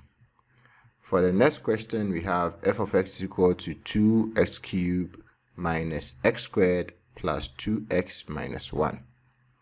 We will compare this to the general form of a cubic function, which is f of x is equal to ax cubed plus bx squared plus cx plus d for the values of a, b, c, and d. By comparison, we can see that a is 2 because the coefficient of x cubed is 2. B is negative 1 because the coefficient of x squared is negative 1. C is 2 because the coefficient of x is 2. And D is negative 1 because the constant is negative 1. Then after that, we will find A divided by B and C divided by D. A is 2 and B is negative 1. So A divided by B will give us 2 divided by negative 1, which gives us negative 2. C is 2. D is negative 1. So C divided by D gives us 2 divided by negative 1, which gives us negative 2. As you can clearly see, A divided by B gives us 2 and C divided by D also gives us 2. So A divided by B is equal to C divided by D. If you have a cubic function and A divided by B is equal to C divided by D, then you can simply factorize the function by putting a bracket around the first two terms and the last two terms and then taking out the common factors. So that is what we are going to do here. So you put a bracket around the first two terms, which is 2x cubed minus x squared, and then the last two terms, which is 2x minus 1. We will take the common factors out. Between 2x cubed and negative x, the common factor is x squared. So you take out x squared and the bracket, you'll be left with 2x minus 1. Here we have 2x minus 1. The common factor is 1. So you take that 1 out. We have 2x minus 1 here, 2x minus 1 here. So you take one of them. Then in the other bracket, you have x squared plus 1, as we have here. Remember, x squared plus 1 is not a difference of two squares, so you can't factorize it. So you leave it as that. So when you factorize this cubic function, which is f of x equal to 2x cubed minus x squared plus 2x minus 1, we are going to have 2x minus 1 times x squared plus 1. As you can see from the two examples here, when a divided by b is equal to c divided by d, you can quickly factorize the cubic expression by putting a bracket around the first two terms and the last two terms and then taking out the common factors. In some cases, a divided by b is not equal to c divided by d. In such cases, you have to factorize the cubic function by using the long division method. Such a case is what you have for the third question. F of x is equal to x cubed plus 3x squared minus 6x minus 8. In this example, a divided by b is not equal to c divided by d. So you will factorize the cubic expression by using the long division method. Let's learn how to do that. We will begin by comparing this to the general form of a cubic function, which is f of x is equal to ax cubed plus bx squared plus cx plus d for the values of a, b, c, and d. By comparison, we can see that a is 1 because the coefficient of x cubed is 1. B is 3 because the coefficient of x squared is 3. C is negative 6 because the coefficient of x is negative 6. And D is negative 8 because the constant is negative 8. Let's find A divided by B. A divided by B will give us 1 divided by 3. And C divided by D will give us negative 6 divided by negative 8. When we break this down, we are going to have 3 divided by 4. So by comparison, we can see that A divided by B is not equal to C divided by D. So unlike the previous examples we solved where A divided by B was equal to C divided by D, and we could just put a bracket around the first 2 terms and the last 2 terms and simplify, here when you do that, it's not going to work. Because A divided by B is not equal to C divided by D, we will factorize this cubic expression by using the long division method. Now let's learn how to do that. Before we start the factorization, we will have to find a number that when we substitute into this function, we will get 0. So we want a value for x that when we substitute into this function, we will get 0. You usually get a number like that by trying out some numbers. So let's say you substitute 1 in it, or you substitute -1 in it, or 2 in it, or -2 in it, or 3 in it, or -4. You try out numbers and see which one will make the function 0. That can be tedious sometimes. So I'm going to show you a trick that you can use to get such a number. We are going to use our calculators. So pick your calculator and follow through the process. This is the calculator I will be using. You begin by pressing on mode. Then you select option 5, which is equation. Option 5, which is equation. So you select 5. Then after selecting option 5, you have 4 options here. You check the 4th option. It is ax cubed plus bx squared plus cx plus d is equal to 0. That is for cubic functions. So you select that one, option 4. The calculator will ask you for the values of a, b, c, and d. A is the coefficient of x cubed, b is the coefficient of x squared, c is the coefficient of x, and d is the constant. Here, a is 1 because the coefficient of x cubed is 1. B is 3 because the coefficient of x squared is 3. So you press 3 and then you press enter. The same way you do for A. A was 1, so you press 1, then enter. B is 3, so you press 3 and then enter. C is the coefficient of x, that is -6. So you press -6 and then enter. And D is the constant. Here the constant is -8, so you press -8 and then enter. Then you press another enter, and the calculator will give you 3 values for x. The first one here is x is equal to -4. The second one is x is equal to 2. And the third one is x is equal to -1. All 3 of them will make the function 0. So you write all of them down. The first one was x is equal to -4. The second one, x is equal to 2. And the third one, x is equal to -1. When you substitute x is equal to -4 into this function, you are going to get 0. When you substitute x is equal to 2 into this function, you are going to get 0. When you substitute x is equal to -1 into this function, you are going to get 0. So we can use any of them to do the long division that we want. You have to select one of them.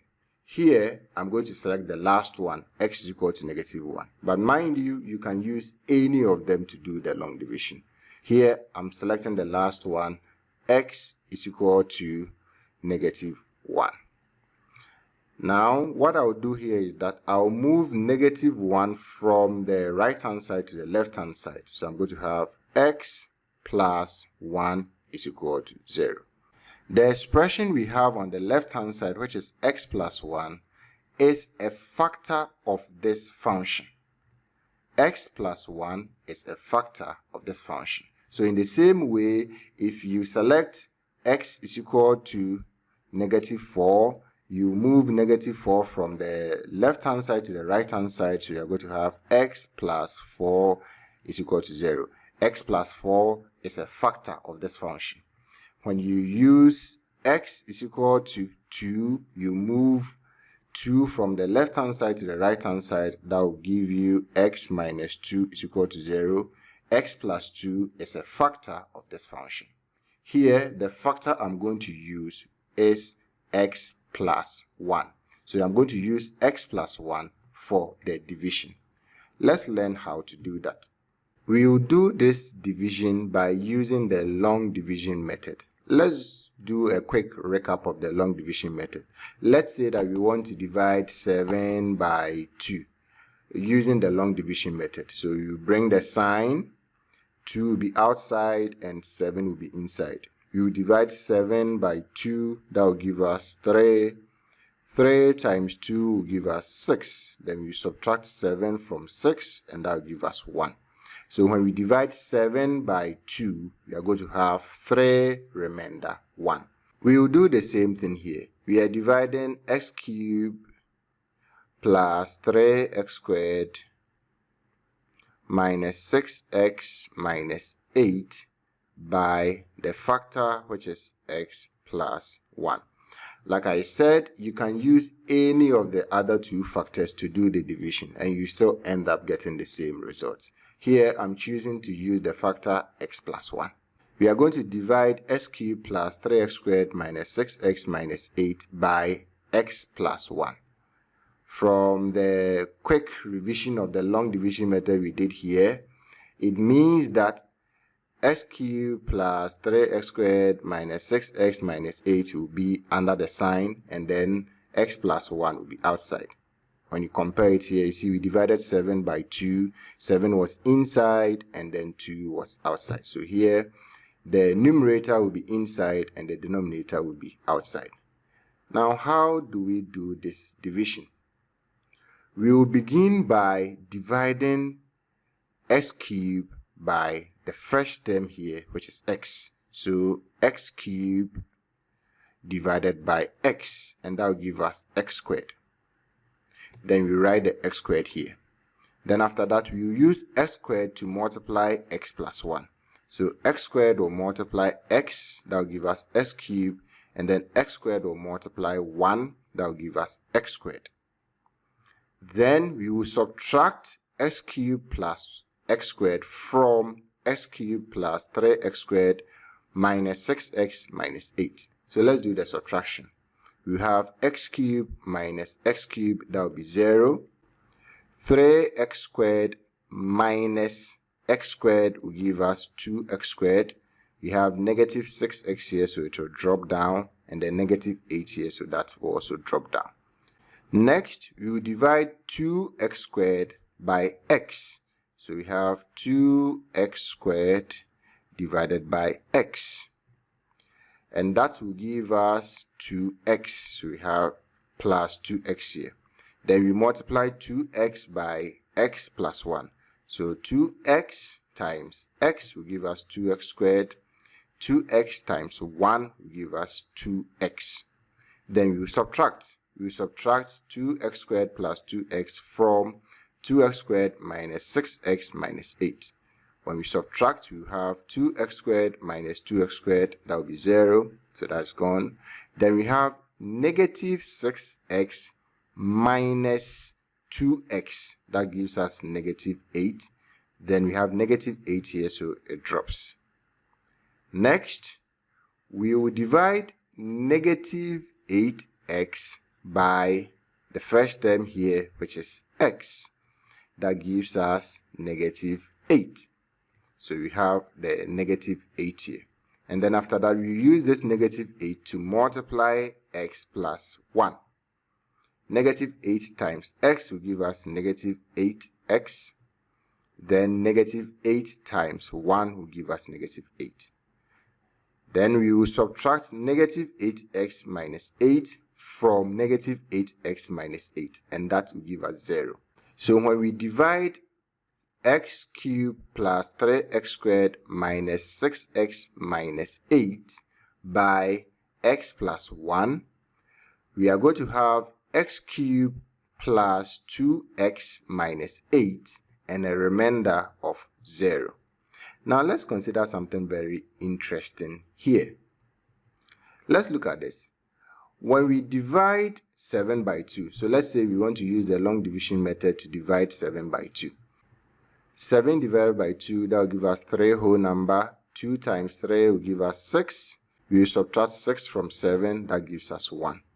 When you have the division like this number, that is the number that is doing the division. See here we have 7 divided by 2. So 7 divided by 2. 2 is the one that is doing the division. 2 is the denominator. The denominator, or the number doing the division, is called the divisor. The number that is being divided, so the numerator, is called the dividend. So if you have 7 divided by 2, the denominator, that is the number doing the division, is called the divisor. The numerator, that is the number that is being divided, is called the dividend. So here 2 is the divisor and 7 is the dividend. The number at the top here is called the quotient. The quotient. And the one at the bottom here, the remaining one at the bottom here, is called the remainder. When you compare that to what we have here, then we can say that 0 here is the remainder. The expression that you have at the top here is the quotient. Then x plus 1, which is outside here, is the divisor. So this is the divisor. And what you have here is the dividend. There is a relationship that exists between the divisor, the dividend, the quotient, and the remainder. And the relationship is that the dividend, that is the number that is being divided, is equal to the divisor times the quotient plus the remainder. If the remainder is 0, just as we have here, then we can say that the dividend is equal to the divisor times the quotient. So here, because the remainder is 0, then the dividend, which is x cubed plus 3x squared minus 6x minus 8, will be equal to the divisor, which is x plus 1, times the quotient, which is x squared plus 2x minus 8. So from the long division here, we have been able to break this cubic expression into a linear expression and a quadratic expression. We know how to factorize quadratic expressions, so we can easily factorize this quadratic expression. Let's do that.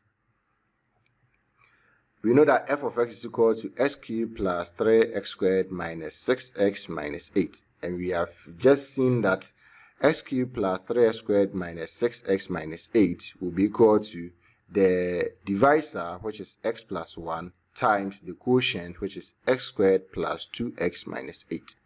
Let's factorize this quadratic expression. We have x squared plus 2x minus 8. The coefficient of x squared is 1. You multiply 1 by negative 8, that gives us negative 8. So we are looking for two numbers that when you multiply, you have negative 8, but when you add them, you have 2x. Those two numbers will be 4 and negative 2. So you replace 2x with 4x and negative 2x. So the expression becomes x squared plus 4x minus 2x minus 8. Don't forget the linear expression we have here, which is x plus 1. So here we will factorize x between the first two terms and the second two terms to factorize negative 2 out, since negative 2 will be the common factor. So for the first two terms, we have x squared plus 4x. We will take x out and we'll be left with x plus 4. And for the next two terms, we have negative 2x minus 8. We will take negative 2 out, and then in the bracket, we have x plus 4. We have x plus 4 here, x plus 4 here, so you take one of them. Then in the other bracket, we have x minus 2, just as we have here. So our function is now x plus 1 times x plus 4 times x minus 2. This means that when we factorize the expression x cubed plus 3x squared minus 6x minus 8, we are going to have x plus 1 times x plus 4 times x minus 2. Let's consider the next example. We have f of x is equal to x cubed minus 2x squared minus 5x plus 6. We are going to factorize this cubic expression. We will begin by comparing this with f of x is equal to ax cubed plus bx squared plus cx plus d for the values of a, b, c, and d. By comparison, we can see that a is 1, b is negative 2, c is negative 5, and d is 6. If we find a divided by b, it will be equal to 1 divided by negative 2, which gives us negative 1 divided by 2. C divided by d gives us negative 5 divided by 6. By comparison, we can see that a divided by b is not equal to c divided by d. So we can't put a bracket around the first two terms and the last two terms and factorize, just as we did for the first two examples. Here we will have to factorize using the long division method. The first thing that we have to do is that we will have to find a number that when you substitute into this function, you are going to get 0. Let's use the trick I showed you on the calculator to do that. So pick your calculators and follow me through this. You press on mode, then you select option 5. Option 5 is for equations, so you select option 5. Then after selecting option 5 for equations, you select option 4, which is for cubic equations. Here, a will be the coefficient of x cubed. The coefficient of x cubed is 1, so a is 1. So you enter 1 and then equal to. B is the coefficient of x squared. Coefficient of x squared is negative 2, so you enter negative 2 and then you press on equal to. C is the coefficient of x. The coefficient of x is negative 5, so you enter negative 5 and then equal to. And lastly, d is the constant. Here the constant is 6, so you enter 6 and then equal to. Then you press equal to one more time. The calculator will give you 3 solutions for x. Here the first one is negative 2, the second one is 3, and the third one is 1. You write them down. The first one is x is equal to negative 2. The second one is x is equal to 3. And the third one is x is equal to 1. After getting these 3 numbers, what you do is that you move the numbers from the left-hand side to the right-hand side. So if you take the first one, that will become x plus 2 is equal to 0. If you take the second one, we are going to have x minus 3 is equal to 0. And if you take the third one, you are going to have x minus 1 is equal to 0. All the expressions you have on the left-hand side are factors of the function. So here, x plus 2 is a factor of f of x, x minus 3 is a factor of f of x, and x minus 1 is also a factor of f of x. You can use any of them for the division. In this example, I'm going to use x minus 1. So I'm going to use the factor x minus 1. You can choose to use x minus 3 or you can choose to use x plus 2. Any of them will give you the same result. Here, I'm going to use x minus 1. So what I'm going to do here is that I'm going to divide x cubed minus 2x squared minus 5x plus 6 by the factor x minus 1. I'm going to do this division using the long division method.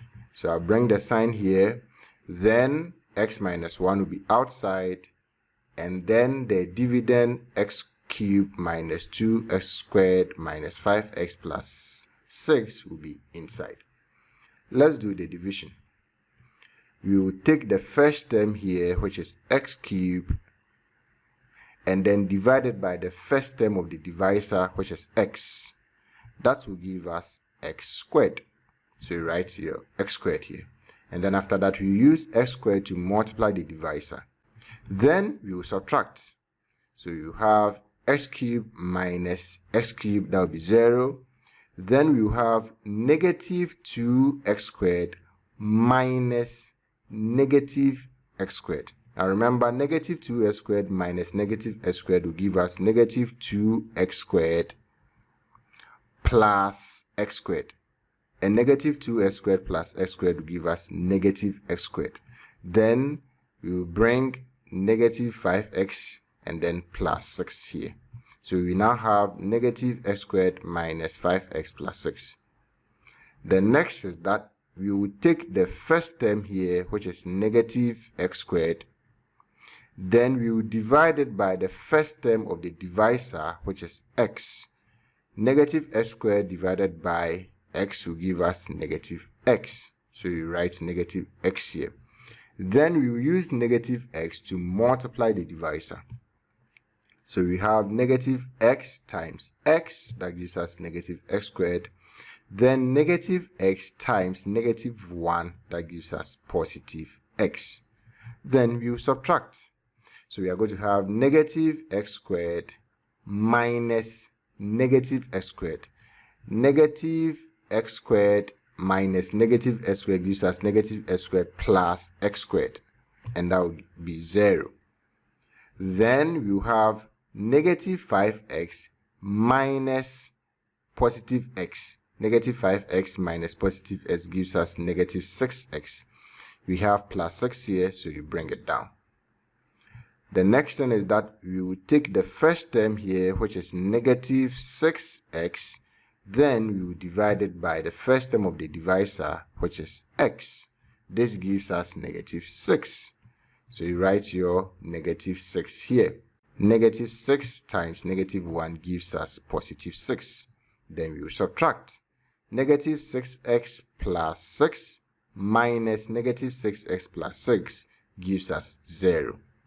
So when we divide x cubed minus 2x squared minus 5x plus 6 by x minus 1, we are going to have x squared minus x minus 6 and a remainder of 0. Now remember, 0 is the remainder. X squared minus x minus 6 is the quotient.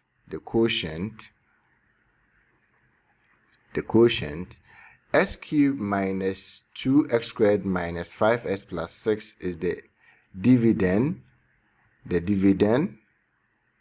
And x minus 1 is the divisor.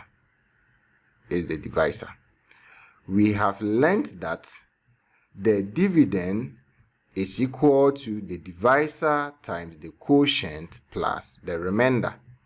So here the dividend, which is x cubed minus 2x squared minus 5x plus 6, will be equal to the divisor, which is x minus 1, times the quotient, which is x cubed minus x minus 6, plus the remainder, which is 0. Because it's 0, when we add it to it, it's still going to be the same thing. So f of x, which is x cubed minus 2x squared minus 5x plus 6, will be equal to the divisor, which is x minus 1, times the quotient, which is x squared minus x minus 6. So we have been able to break this cubic function into a linear function and a quadratic function. Let's factorize the quadratic part. For the linear part, we are okay with it, so we are going to factorize the quadratic part. The coefficient of x squared here is 1. 1 times negative 6 gives us negative 6. So here we are looking for two numbers that when you multiply, you get negative 6. But when you add them, you get negative 1. Those two numbers are negative 3 and 2. We learned how to do this in the lesson on quadratic functions and graph of quadratic functions. You can check them out if you still have a challenge factorizing quadratic functions. I'll leave the link to that lesson in the description of this lesson so you can check it out. So the quadratic function becomes x squared minus 3x plus 2x minus 6. The first two terms here are x squared minus 3x, so we will take the common factor out. The common factor is x, so the bracket gives us x minus 3. Then the next two terms are 2x minus 6. The common factor is 2, so we take it out, and in the bracket we have x minus 3.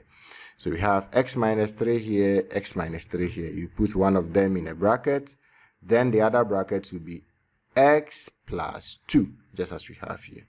So when you factorize x cubed minus 2x squared minus 5x plus 6, you are going to have x minus 1 times x minus 3 times x plus 2. We have solved 4 examples on factorizing cubic functions. Now that we know how to factorize cubic functions, let's learn how to solve cubic equations. Let's consider these examples. We have 3 cubic equations here. We are going to solve them. We will take them one after the other. We will begin with the first one, which is x cubed plus 3x squared minus 4x minus 12 is equal to 0. To solve this cubic equation, we will first have to factorize the cubic expression we have on the left-hand side of the equation. So we are going to factorize x cubed plus 3x squared minus 4x minus 12.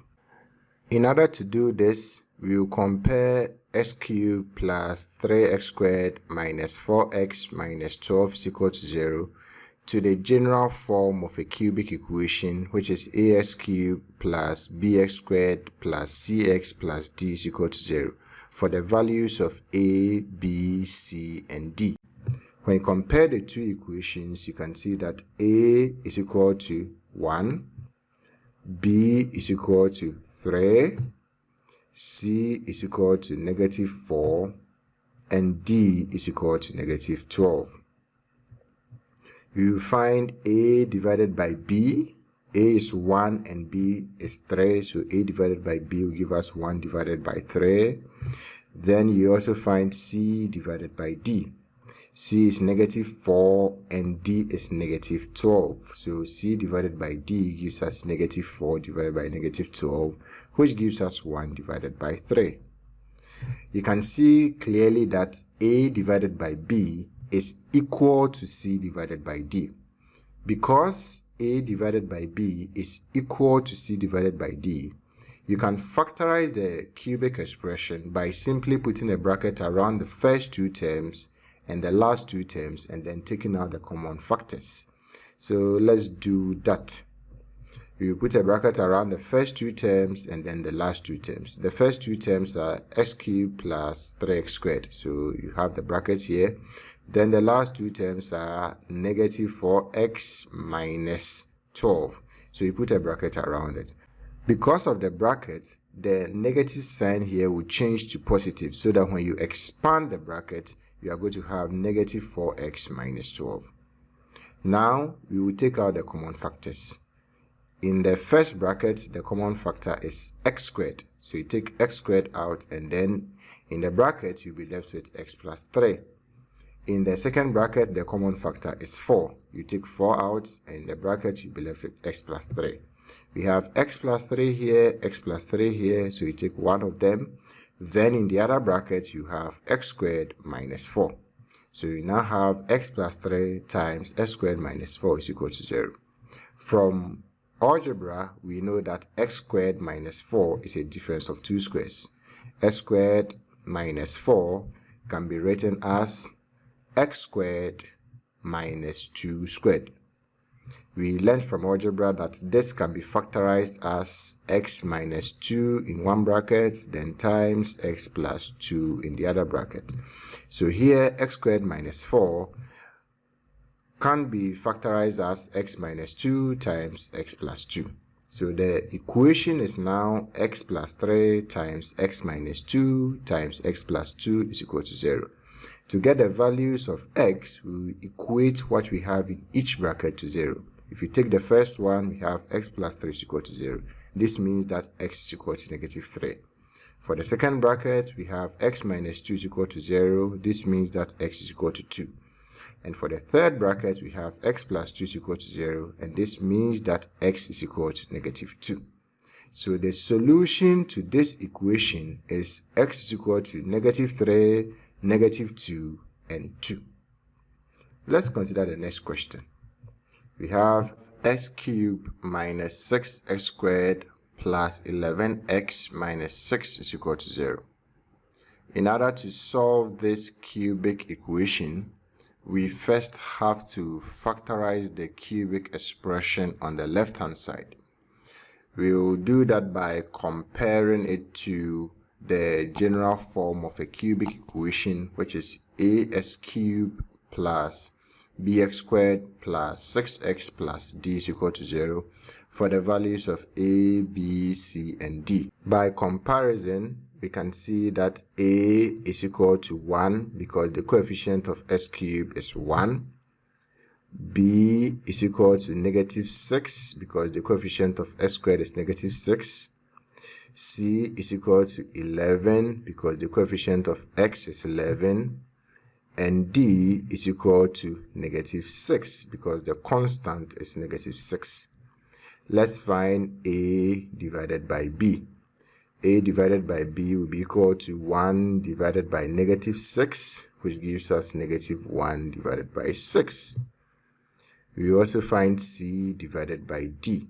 C divided by D will give us 11 divided by negative 6, which gives us negative 11 divided by 6. So you can clearly see that A divided by B is not equal to C divided by D. Because A divided by B is not equal to C divided by D, you can't factorize the cubic expression by putting a bracket around it and taking out the common factors. You have to use the long division method. Let's do that. The first thing that you have to do is that you look for a number that when you substitute it into this expression, you are going to get 0. Let's use the trick that you have been using on a calculator. So you pick your calculator, then you enter this cubic equation into the calculator. You press on mode, then you select option 5, which is for equations. Then you select option 4, which is for cubic equations. Here A is 1, so 1, and then you press equal to. B is negative 6, so negative 6, and then equal to. C is 11, so 11, and equal to. And D is negative 6, so negative 6, and equal to. Then you press another equal to. X, the first solution for x is 1, the second solution for x is 3, and the third solution for x is 2. So we have x is equal to 1, x is equal to 3, and x is equal to 2. Let's write them down. These are the solutions to the equation. So if this is an objective test, you can just enter the equation into your calculator just as we have done here for the solutions. Here we are assuming that this is a theory test, so you have to show working. And so we are going to go through the process of showing how you got the solutions. As we were doing previously, you move the numbers from the left-hand side to the right-hand side. So the first one will be x minus 1 is equal to 0. The second one will be x minus 3 is equal to 0. The third one will be x minus 2 is equal to 0. The expressions you have on the left-hand side are the factors of the function. So here, x minus 1 is a factor, x minus 3 is a factor, and x minus 2 is also a factor. I can use any of the 3 factors for the division. Here, I'm going to use x minus 1. So I'm going to divide x cubed minus 6x squared plus 11x minus 6 by the factor x minus 1. Let's do that. X minus 1 is the divisor, and x cubed minus 6x squared plus 11x minus 6 is the dividend. We will begin the division by dividing the first term of the dividend by the first term of the divisor. The first term of the dividend is x cubed. The first term of the divisor is x. So you divide x cubed by x. X cubed divided by x gives us x squared. Then we will use x squared to multiply the divisor. X squared times x gives us x cubed. X squared times -1 gives us negative x squared. Then we subtract. X cubed minus x cubed gives us 0. Negative 6x squared minus negative x squared gives us negative 6x squared plus x squared, which is negative 5x squared. We have plus 11x minus 6 here, so you bring it down. Then next, we will divide negative 5x squared by the first term of the divisor, which is x. Negative 5x squared divided by x gives us negative 5x. We will then use negative 5x to multiply the divisor. Negative 5x times x will give us negative 5x squared. Negative 5x times -1 gives us 5x. Then we subtract. Negative 5x squared minus negative 5x squared gives us 0. 11x minus 5x gives us 6x. We have negative 6 here, so you bring it down. Next, we will divide 6x by x. 6x divided by x gives us 6. We will then use 6 to multiply the divisor. 6 times x gives us 6x. 6 times -1 gives us -6. Then we subtract. 6x minus 6 minus 6x minus 6 gives us 0. So this means that when we divide x cubed minus 6x squared plus 11x minus 6 by x minus 1, we are going to have a quotient of x squared minus 5x plus 6 and a remainder of 0. The equation given to us is x cubed minus 6x squared plus 11x minus 6 is equal to 0. The cubic expression on the left-hand side is the dividend of our division. We have learnt that the dividend will be equal to the divisor times the quotient plus the remainder. Here the remainder is 0. So it means that the dividend, which is x cubed minus 6x squared plus 11x minus 6, will be equal to the divisor, which is x minus 1, times the quotient, which is x squared minus 5x plus 6. So our equation is now x minus 1 times x squared minus 5x plus 6 is equal to 0. Let's factorize this quadratic equation. We will multiply the coefficient of x squared by the constant. The coefficient of x squared here is 1. The constant is 6. 1 times 6 gives us 6. So we are looking for two numbers that when you multiply, you get 6, but when you add them, you get -5. Those two numbers will be -2 and -3. So we will replace -5x with -2x and -3x. So the quadratic expression becomes x squared minus 2x minus 3x plus 6. For the first two terms, that is x squared minus 2x, the common factor there is x, so you take x out and you'll be left with x minus 2 in the bracket. Then for the next two terms, which is -3x plus 6, the common factor there is -3. So you take -3 out, and in the bracket, you'll be left with x minus 2. So we have x minus 2 here, x minus 2 here, so you take one of them. Then in the other bracket, you are going to have x minus 3. The equation now becomes x minus 1 times x minus 2 times x minus 3. To get the values of x, you equate what you have in each bracket to 0. So for the first bracket, we have x minus 1 is equal to 0, and so x is equal to 1. For the second bracket, we have x minus 2 is equal to 0, so x is equal to 2. And for the third bracket, we have x minus 3 is equal to 0, and so x is equal to 3. So the solution to this cubic equation is x is equal to 1, x is equal to 2, and x is equal to 3. Let's look at the next question. We are going to solve this cubic equation, 2x cubed plus 9x squared plus 3x minus 4 is equal to 0. We'll begin by comparing this equation to the general cubic equation, which is ax cubed plus bx squared plus cx plus d is equal to 0 for the values of a, b, c, and d. By comparison, you can see that a is 2, b is 9, c is 3, and d is negative 4. If you find a divided by b, you are going to have 2 divided by 9. If you find c divided by d, you are going to have 3 divided by negative 4, which gives us negative 3 divided by 4. You can clearly see that a divided by b is not equal to c divided by d.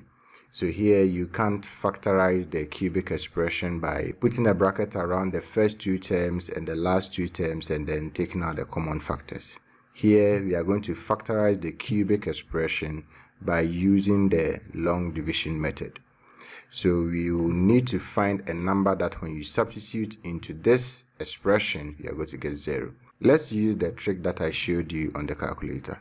So you pick your calculator, then you press on mode, then you select option 5, which is for equation. Then after that you select option 4, which is for cubic equation.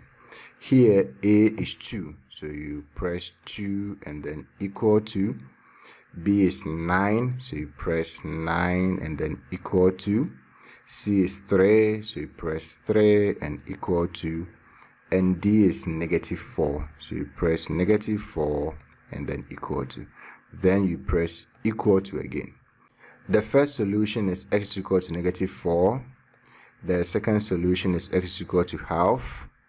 And the third solution is x equal to negative 1. You write them down. So the first solution we have x is equal to negative 4. The second solution x is equal to half. And the third solution is x is equal to negative 1.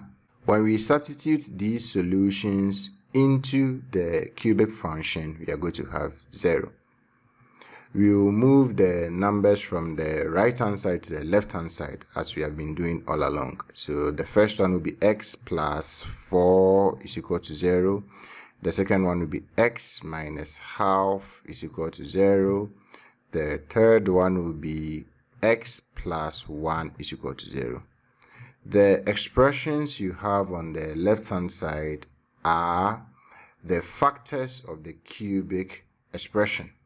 So here s plus 4 is a factor of this cubic expression, x minus half is a factor of this cubic expression, and x plus 1 is also a factor of this cubic expression. You can use any of them for the division. Here I'm going to use x plus 1 for the division. So I'm going to divide 2x cubed plus 9x squared plus 3x minus 4 by x plus 1. Let's do that. 2x cubed plus 9x squared plus 3x minus 4 is the dividend and x plus 1 is the divisor. We will begin the division by dividing the first term of the dividend by the first term of the divisor. So we have 2x cubed divided by x. That will give us 2x squared. Then you use 2x squared to multiply the divisor. 2x squared times x will give us 2x cubed. 2x squared times 1 will give us 2x squared. Then you subtract. 2x cubed minus 2x cubed gives us 0. 9x squared minus 2x squared gives us 7x squared. We have 3x minus 4 here, so you bring it down here. Next, we will divide 7x squared by the first term of the divisor, which is x. 7x squared divided by x gives us 7x. You then use 7x to multiply the divisor. 7x times x gives us 7x squared. 7x times 1 gives us 7x. Then you subtract. 7x squared minus 7x squared gives us 0. 3x minus 7x gives us negative 4x. You have negative 4 here, so you bring it down. Next, we will divide negative 4x by the first term of the divisor, which is x. Negative 4x divided by x gives us negative 4. We will then use negative 4 to multiply the divisor. Negative 4 times x gives us negative 4x. Negative 4 times 1 gives us negative 4. Then we subtract. Negative 4x minus 4 minus negative 4x minus 4 gives us 0.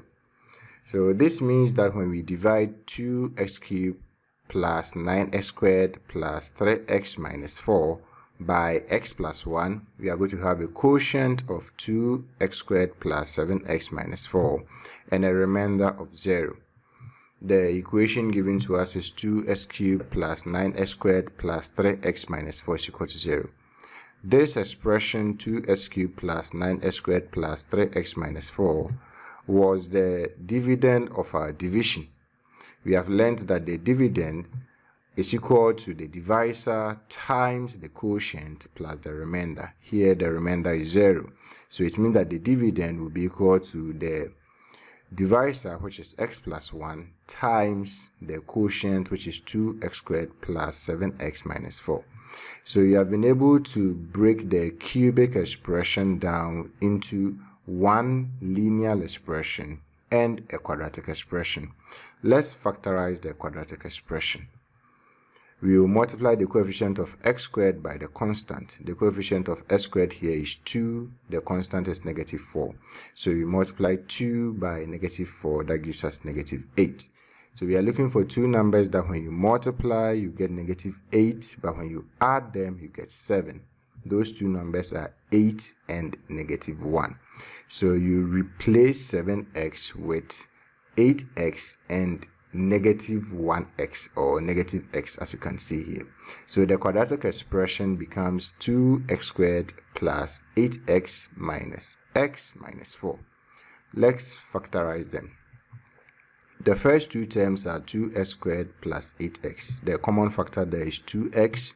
So if you take 2x out in the bracket, you have x plus 4.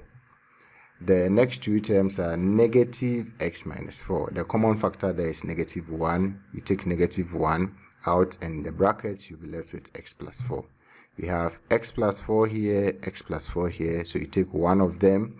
Then in the other bracket, you have 2x minus 1.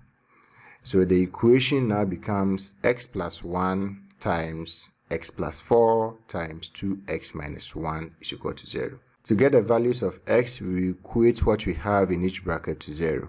The first one is x plus 1. So x plus 1 is equal to 0, and so x is equal to negative 1. The second one is x plus 4. X plus 4 is equal to 0, and so x is equal to negative 4. And the last one is 2x minus 1. 2x minus 1 is equal to 0, and so x is equal to half. So the solution to this equation is x equal to negative 1, x equal to negative 4, and x is equal to half. We have solved 3 questions on cubic equations. Let's move on to the next objective for the lesson, the factor and remainder theorem. We will begin with the remainder theorem. The remainder theorem says that when a polynomial f of x is divided by x plus a, where a is a constant, then the remainder of the division is f of negative a. Similarly, when the polynomial f of x is divided by x minus a, then the remainder of the division is f of a. What this means is that if you have a polynomial f of x and you divide it by x plus a, you will get the remainder of the division by finding f of negative a.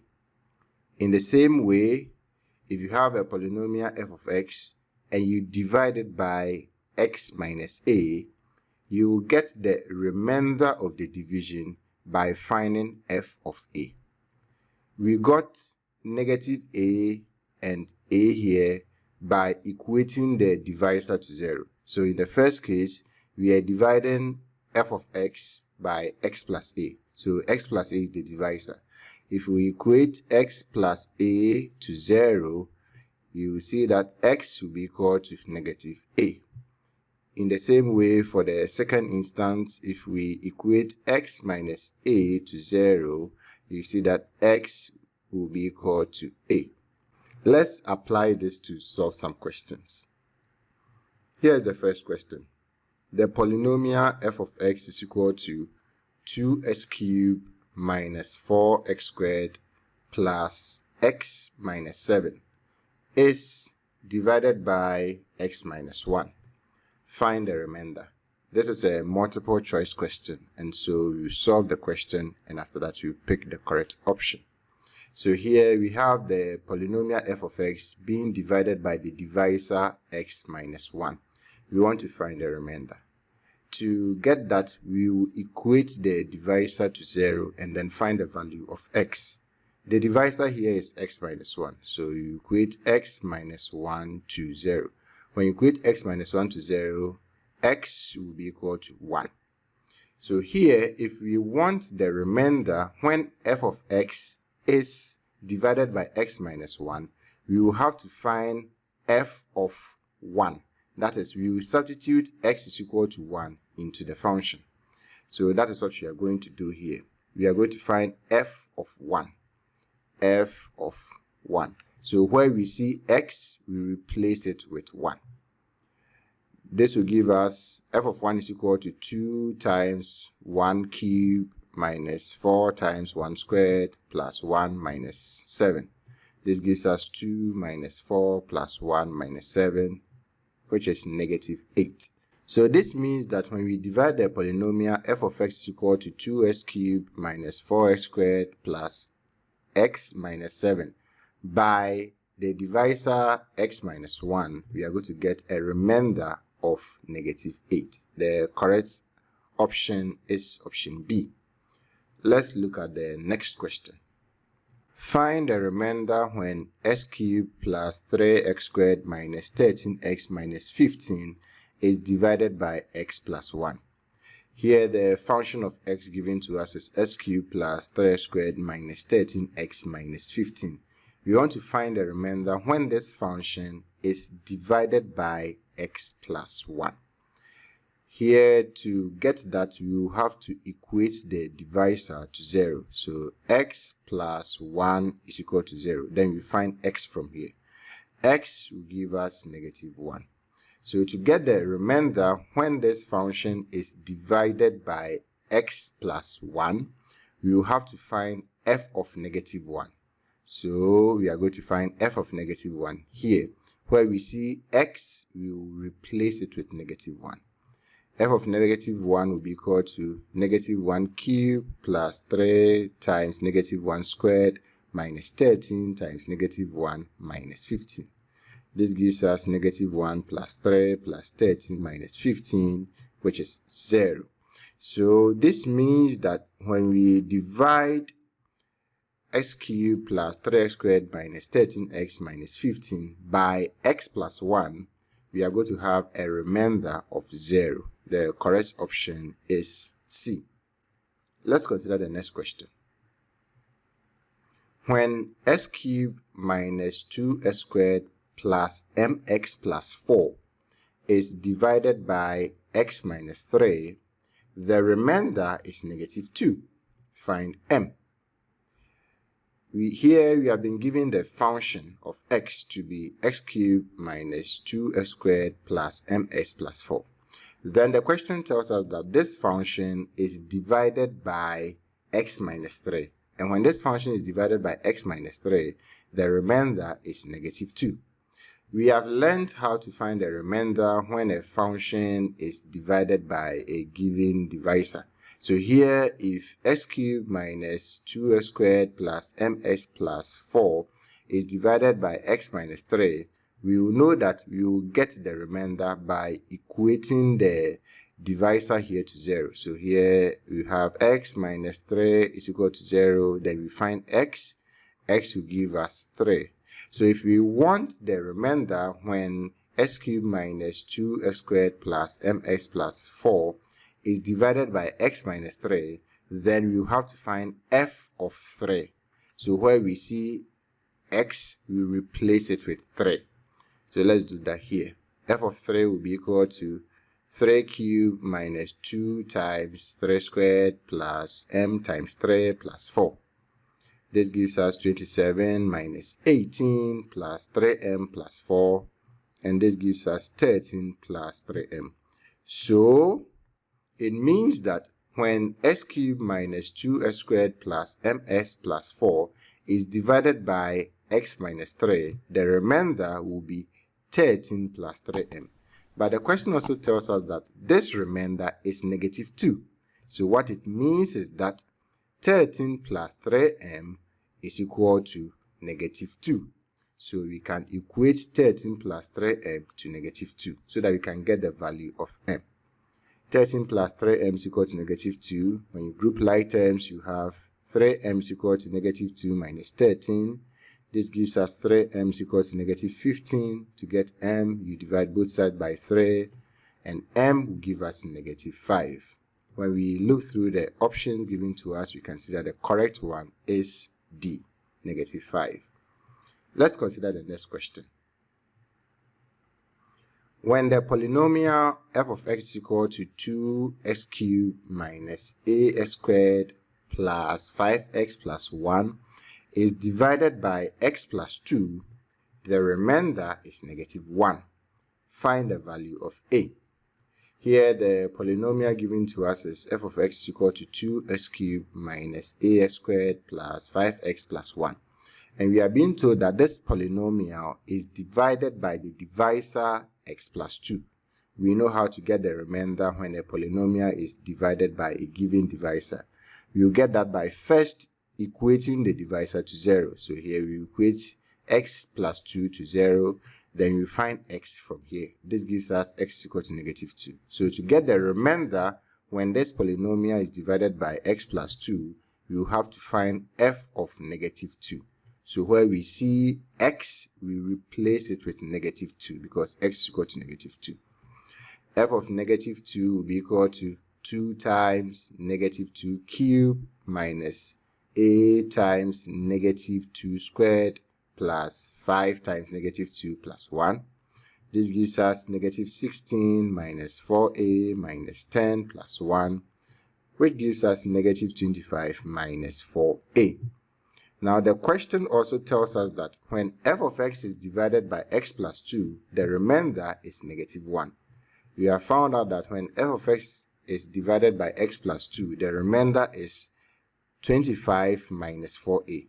We can equate 25 minus 4a to negative 1. So 25 minus 4a is equal to negative 1. When you group like terms here, you are going to have negative 4a is equal to negative 1 plus 25. This gives us negative 4a is equal to 24. You divide both sides by negative 4. And a gives us negative 6. When you look through the options here, you can see that the correct one is B, negative 6. We have now considered the remainder theorem and solved some questions on it. Let's consider the next part, which is the factor theorem. The factor theorem. The factor theorem says that if x minus a is a factor of the polynomial f of x, then f of a is 0. And similarly, if x plus a is a factor of the polynomial f of x, then f of negative a is 0. So this is quite similar to the remainder theorem. For the factor theorem, if x minus a is a factor of f of x, then f of a should be 0. We got the a here by equating the factor x minus a to 0. If you equate x minus a to 0 and you find x, you are going to have a. So if x minus a is a factor of f of x, then when you find f of a, that is when you substitute x is equal to a into the polynomial, you should get 0. And in the same way, if x plus a is a factor of f of x, then when you find f of negative a, that is when you substitute x is equal to negative a into the polynomial, you should get 0. You get the negative a here by equating the factor to 0. So x plus a, the factor here is x plus a. If you equate it to 0, x should be equal to negative a. So if you find f of negative a, that is when you substitute x is equal to negative a into the polynomial f of x, you should get 0. That is if x plus a is a factor of f of x. Let's apply this to solve some questions. The first question here is, if x plus 1 is a factor of the polynomial f of x is equal to s cubed plus px squared plus x plus 6, find the value of p. This is a multiple choice question, and so we solve the question, and after that we pick the correct option. The question tells us that f of x is equal to s cubed plus px squared plus x plus 6, and x plus 1 is a factor of this polynomial. We are going to use this information to find the value of p. Here we know that x plus 1 is a factor. When you equate x plus 1 to 0, x should be equal to negative 1. Because x plus 1 is a factor of this polynomial, when you find f of negative 1, you should get 0. So where we see x, we replace it with negative 1. This will give us negative 1 cubed plus p times negative 1 squared minus 1 plus 6. This gives us negative 1 plus p minus 1 plus 6, which gives us p plus 4. Because x plus 1 is a factor of f of x, f of negative 1 should be equal to 0. We have found f of negative 1 to be p plus 4. So it means that p plus 4 should be equal to 0. And if p plus 4 is 0, then p is equal to negative 4. When we look through the options here, we can see that the correct one is B. Let's consider the next question. Which of the following is a factor of the polynomial x exponent 4 plus 3x squared minus 17x plus 6? So in the question here, the polynomial given to us is f of x is equal to x exponent 4 plus 3x squared minus 17x plus 6. We have been given 4 options here, and the question wants us to find which one of them is a factor. Let's begin with the first one. The first one, we have x plus 3. When you equate x plus 3 to 0, you are going to have x is equal to negative 3. If x plus 3 is a factor of this polynomial, then when you find f of negative 3, you should get 0. So we are going to find f of negative 3 and see if we get 0. If we get 0, then it means that x plus 3 is a factor. If we do not get 0, then it means that x plus 3 is not a factor. So let's find f of negative 3. That is where we see x, we replace it with negative 3. This gives us negative 3 exponent 4 plus 3 times negative 2 squared minus 17 times negative 3 plus 6. And this gives us 165. We can see that f of negative 3 is not 0. It means that x plus 3 is not a factor. So let's move on to the next one. X plus 2. We equate x plus 2 to 0. When you find x, we are going to have x is equal to negative 2. If x plus 2 is a factor of this polynomial, when you find f of negative 2, you should get 0. So where we see x, we replace it with negative 2. F of negative 2 will be equal to negative 2 exponent 4 plus 3 times negative 2 squared minus 17 times negative 2 plus 6. This gives us 68. When you find f of negative 2, we get 68. 68 is not 0. So it means that x plus 2 is not a factor of the polynomial. Let's move on to the next one. The next one is x minus 2. You equate x minus 2 to 0, and then you find x. X will be equal to 2. If x minus 2 is a factor of this polynomial, then f of 2 should give us 0. So where we see x, we replace it with 2. This gives us 2 exponent 4 plus 3 times 2 squared minus 17 times 2 plus 6. And this gives us 0. Because f of 2 is 0, we can say that x minus 2 is a factor of the polynomial here. Since this is an objective test, it all means that x minus 3 is not a factor. But let's find that anyway. So for x minus 3, we equate x minus 3 to 0, and x will be equal to 3. Then we find f of 3. When you find f of 3, where we see x, we replace it with 3. So we have 3 exponent 4 plus 3 times 3 squared minus 17 times 3 plus 6. This gives us 63. 63 is not 0, so it means that x minus 3 is also not a factor. So here, among the 4 options given to us, the one that is a factor of x exponent 4 plus 3x squared minus 17x plus 6 is x minus 2. Let's consider the next question. Given that x minus 1 and x plus 2 are factors of 2x cubed minus px squared plus qx plus 6, find the value of q. This is a multiple choice question, and so you solve the question, and then after that you pick the correct option.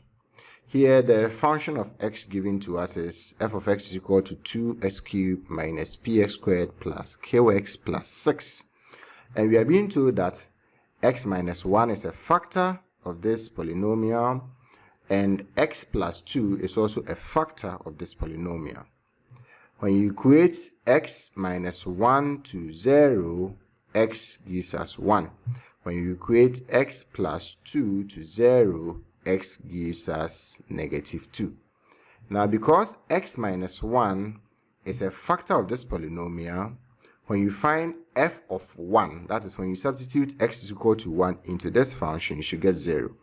And in the same way, because x plus 2 is a factor of this polynomial, when you find f of negative 2, that is when you substitute x equal to negative 2 into this function, you should get 0. So you substitute x equal to 1 into this function and equate it to 0 for one equation. Then you substitute x equal to negative 2 into this function and equate it to 0 for another equation. Then we solve those two equations simultaneously for the value of q. Let's begin with the first one, f of 1. So where we see x, we replace it with 1. F of 1 will be equal to 2 times 1 cubed minus p times 1 squared plus q times 1 plus 6. This gives us 2 minus p plus q plus 6. And when you simplify this, you're going to have 8 minus p plus q. So f of 1 is 8 minus p plus q. Let's find f of negative 2. F of negative 2 will be equal to, where we see x, we replace it with negative 2. So you have 2 times negative 2 exponent 3 minus p times negative 2 squared plus q times negative 2 plus 6. This gives us negative 16 minus 4p minus 2q plus 6, which is negative 10 minus 4p minus 2q. Now we know that x minus 1 is a factor of this polynomial, and x plus 2 is also a factor of this polynomial. So it means that f of 1 is 0. So here what it means is that 8 minus p plus q is 0. So f of 1 is 0, and so 8 minus p plus q is 0. And in the same way, f of negative 2 is also 0. So negative 10 minus 4p minus 2q is 0. These two will be our equations. Let's simplify them. So we have 8 minus q plus p is equal to 0. When you rearrange it, you have p minus q is equal to 8. Let's call this one equation 1. And in the same way, negative 10 minus 4p minus 2q is equal to 0. When you rearrange this, you have 4p plus 2q is equal to negative 10. You divide through by 2. You divide each term by 2, and you have 2p plus k is equal to negative 5. Let's call this one equation 2. We are going to solve these two equations simultaneously for the value of k. Let's do that. This is equation 1, and this is equation 2. I'm going to make p the subject in equation 1. When I do that, I'm going to have p is equal to 8 plus k. Then I'll substitute, let's call this one equation 3. I'll substitute it into equation 2. So where I see p in equation 2, I'll replace it with 8 plus k. When I do that, I'm going to have 2 times 8 plus k is equal to negative 5. Because 8 plus k is a binomial, I'll put it in a bracket when I'm multiplying it by 2. So here, when I open the bracket, I'm going to have 2 times 8, which is 16, 2 times k, which is 2k, plus k is equal to negative 5. When you group like terms, you have 2k plus k is equal to negative 5 minus 16. This gives us 3k is equal to negative 21. To get the value of k, I'll divide both sides by 3. So I'll divide the left-hand side by 3 and the right-hand side by 3. And this gives us k is equal to negative 7.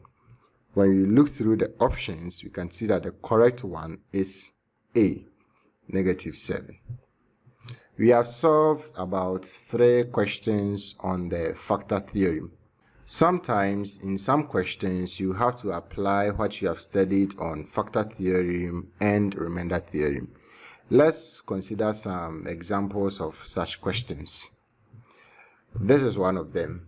The question here is the polynomial function f of x is equal to ax squared plus 6x plus b, where a and b are constants, has x minus 2 as a factor. When it is divided by x minus 1, the remainder is 4. Find I, the values of the constants a and b, and ii, the zeros of the function f of x. Let's begin with the first part, finding the values of the constant a and b. The polynomial function given to us is f of x equal to ax squared plus 6x plus b. We have been told that x minus 2 is a factor of f of x. When we equate x minus 2 to 0, x will be equal to 2. So if x minus 2 is a factor of f of x, then f of 2, that is when we substitute x into the function, we should get 0. So f of 2 should give us 0. We find f of 2 by replacing x with 2. So where we see x, we replace it with 2. F of 2 will be equal to a times 2 squared plus 6 times 2 plus b. This gives us 4a plus 12 plus b. Because x minus 2 is a factor of f of x, f of 2 should give us 0. So here 4a plus 12 plus b should give us 0. When you rearrange this, you are going to have 4a plus b is equal to negative 12. Let's call this one equation 1. The question also tells us that when f of x is divided by x minus 1, the remainder is 1. When you equate x minus 1 to 0, you have x is equal to 1. We have learned from the remainder theorem that when you divide f of x by the divisor x minus 1, then f of 1 should give you the remainder. So here we will find f of 1. So where we see x, we replace it with 1. This gives us a times 1 squared plus 6 times 1 plus b. Don't forget that the function is f of x equal to ax squared plus 6x plus b. So f of 1 will be a times 1 squared plus 6 times 1 plus b. And this gives us a plus 6 plus b. Now we know that the remainder is 4. So it means that a plus 6 plus b should be equal to 4. This gives us a plus b is equal to 4 minus 2. 4 minus 2 is negative 2, so a plus b is equal to negative 2. Let's call this equation 2. We are going to solve these two equations simultaneously for the values of a and b. 4a plus b is equal to negative 12 is equation 1.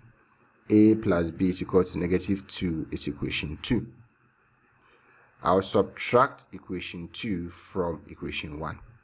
This gives us 4a minus a plus b minus b is equal to negative 12 minus negative 2.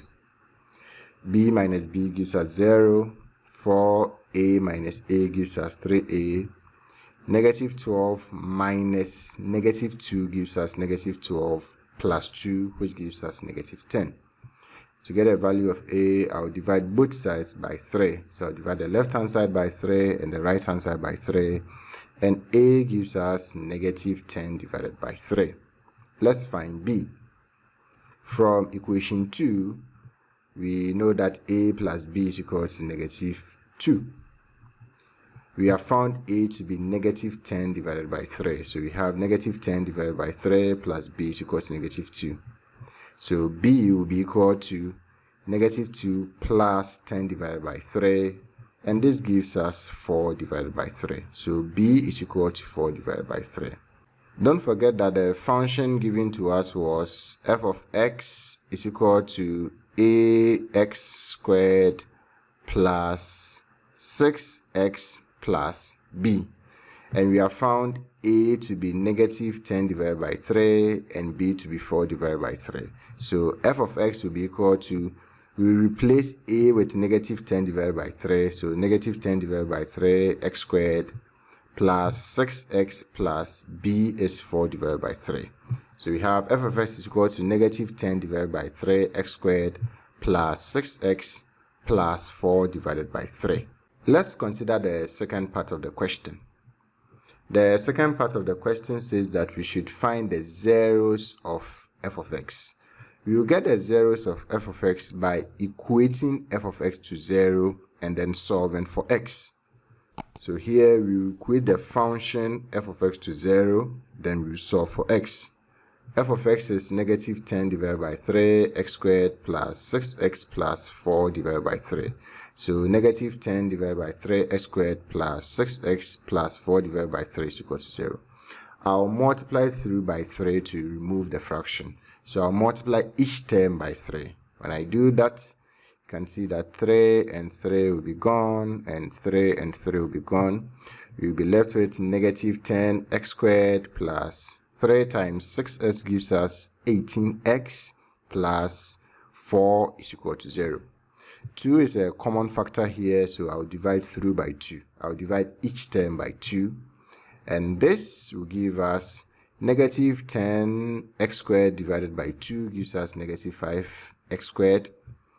18x divided by 2 gives us 9x. 4 divided by 2 gives us 2. And 0 divided by 2 gives us 0. I'm going to rearrange this so that the coefficient of x squared will be positive. So I will send negative 5x squared to the other side. That will give us positive 5x squared. I will send 9x to the other side. It will give us negative 9x. I will send positive 2 to the other side to give us negative 2. So the equation is now 5x squared minus 9x minus 2 is equal to 0. There is a quadratic equation. Let's solve the equation for the values of x. We multiply the coefficient of x squared by the constant. The coefficient of x squared here is 5. The constant is negative 2. 5 times negative 2 gives us negative 10. So we are looking for two numbers that when you multiply, you get negative 10, but when you add them, you get negative 9. Those two numbers are negative 10 and 1.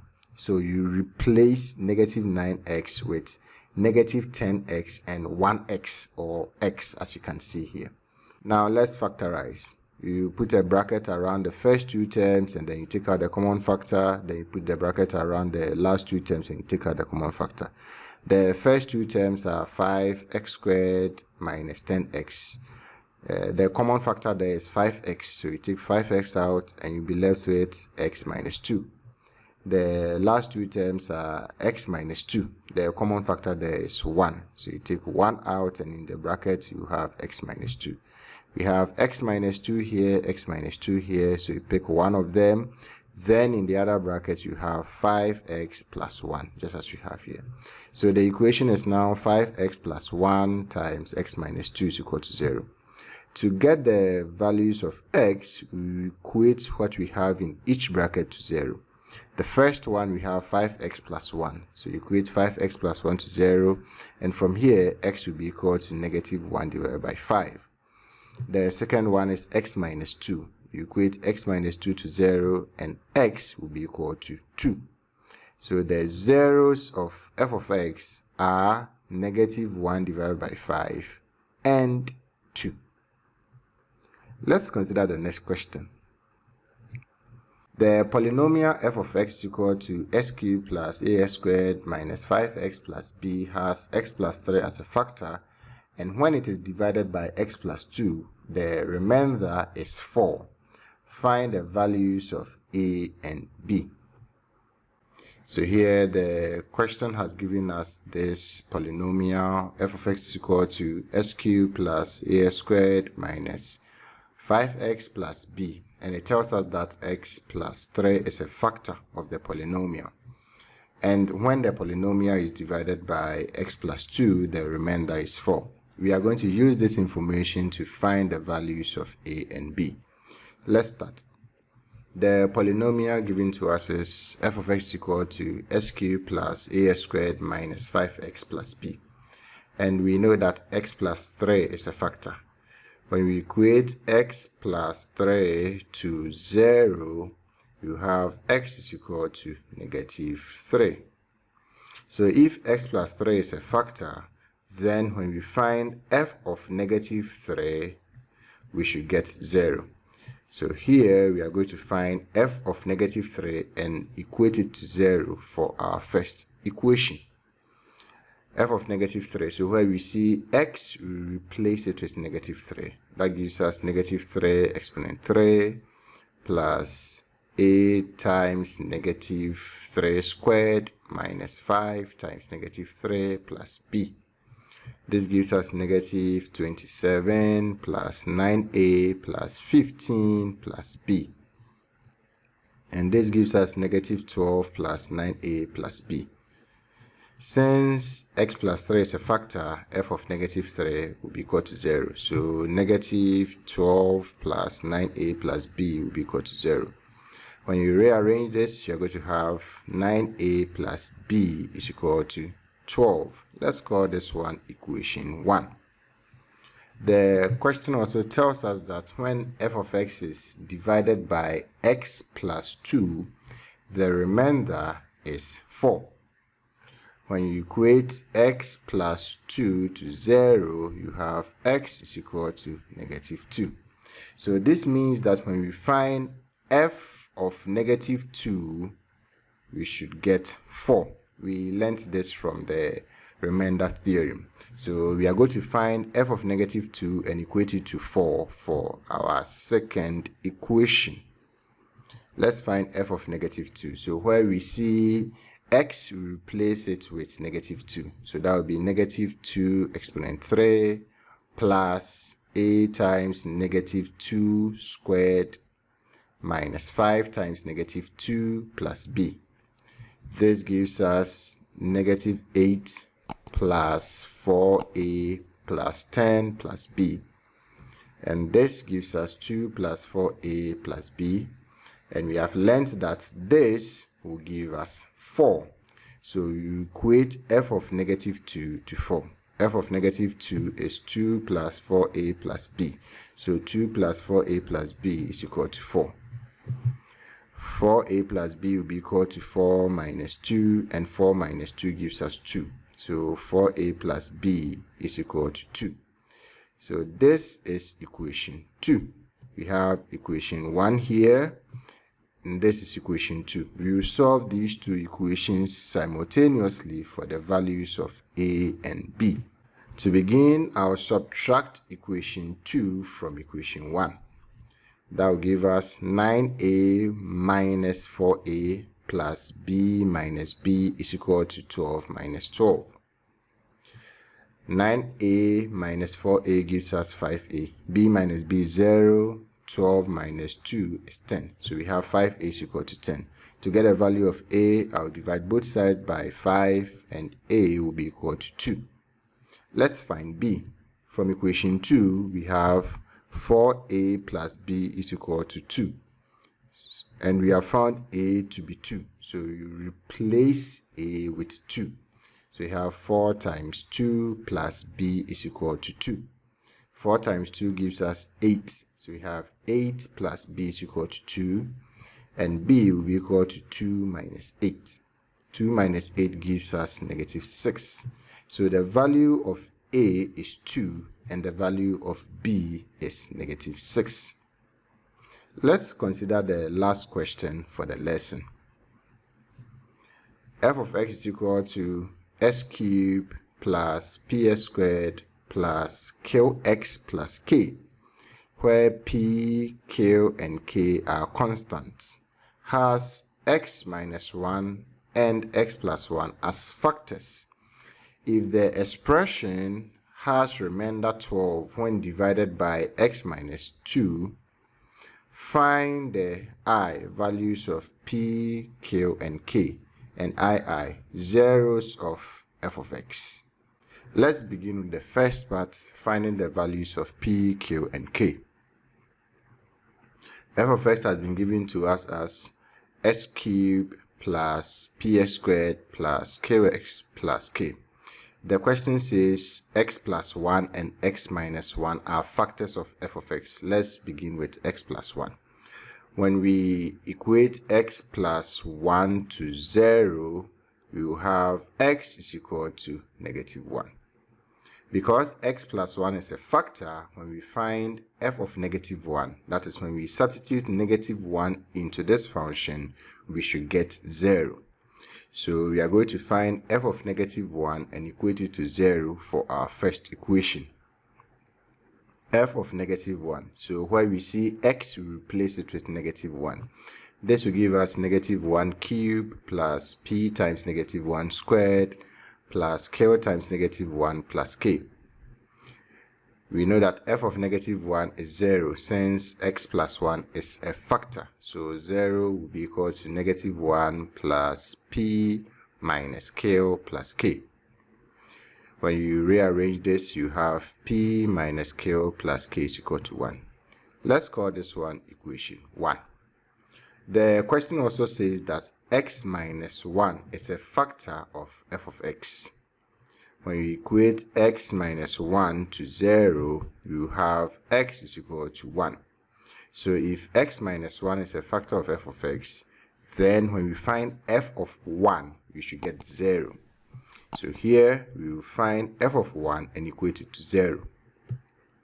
F of 1 will be equal to, where we see x, we replace it with 1. So 1 cubed plus p times 1 squared plus q times 1 plus k.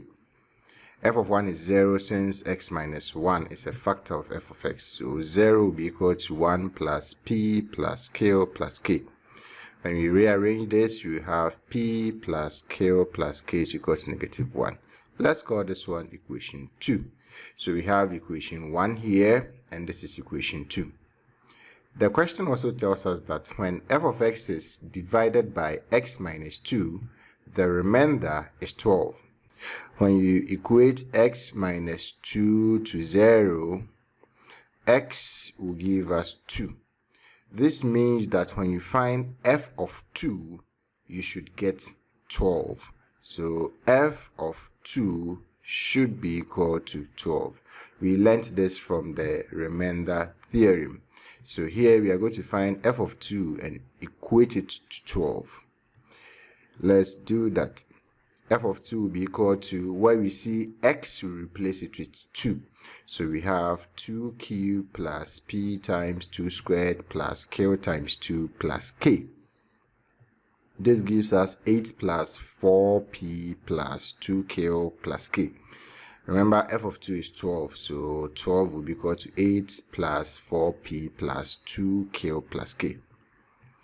This gives us 4p plus 2q plus k is equal to 12 minus 8. And this gives us 4p plus 2q plus k is equal to 4. So this is equation 1, this is equation 2, and this is equation 3. We are going to solve these three equations simultaneously for the values of p, q, and k. Let's start. So we have equation 1 here, equation 2 here, and equation 3 here. I will begin by subtracting equation 2 from equation 1. So I will take equation 1, then I will subtract equation 2 from it. That will give us p minus p, then negative q minus q, then k minus k equal to 1 minus negative 1. P minus p will give us 0, so that will be gone. K minus k will also give us 0, that will be gone. Negative q minus q gives us negative 2q. 1 minus negative 1 gives us 1 plus 1, which is 2.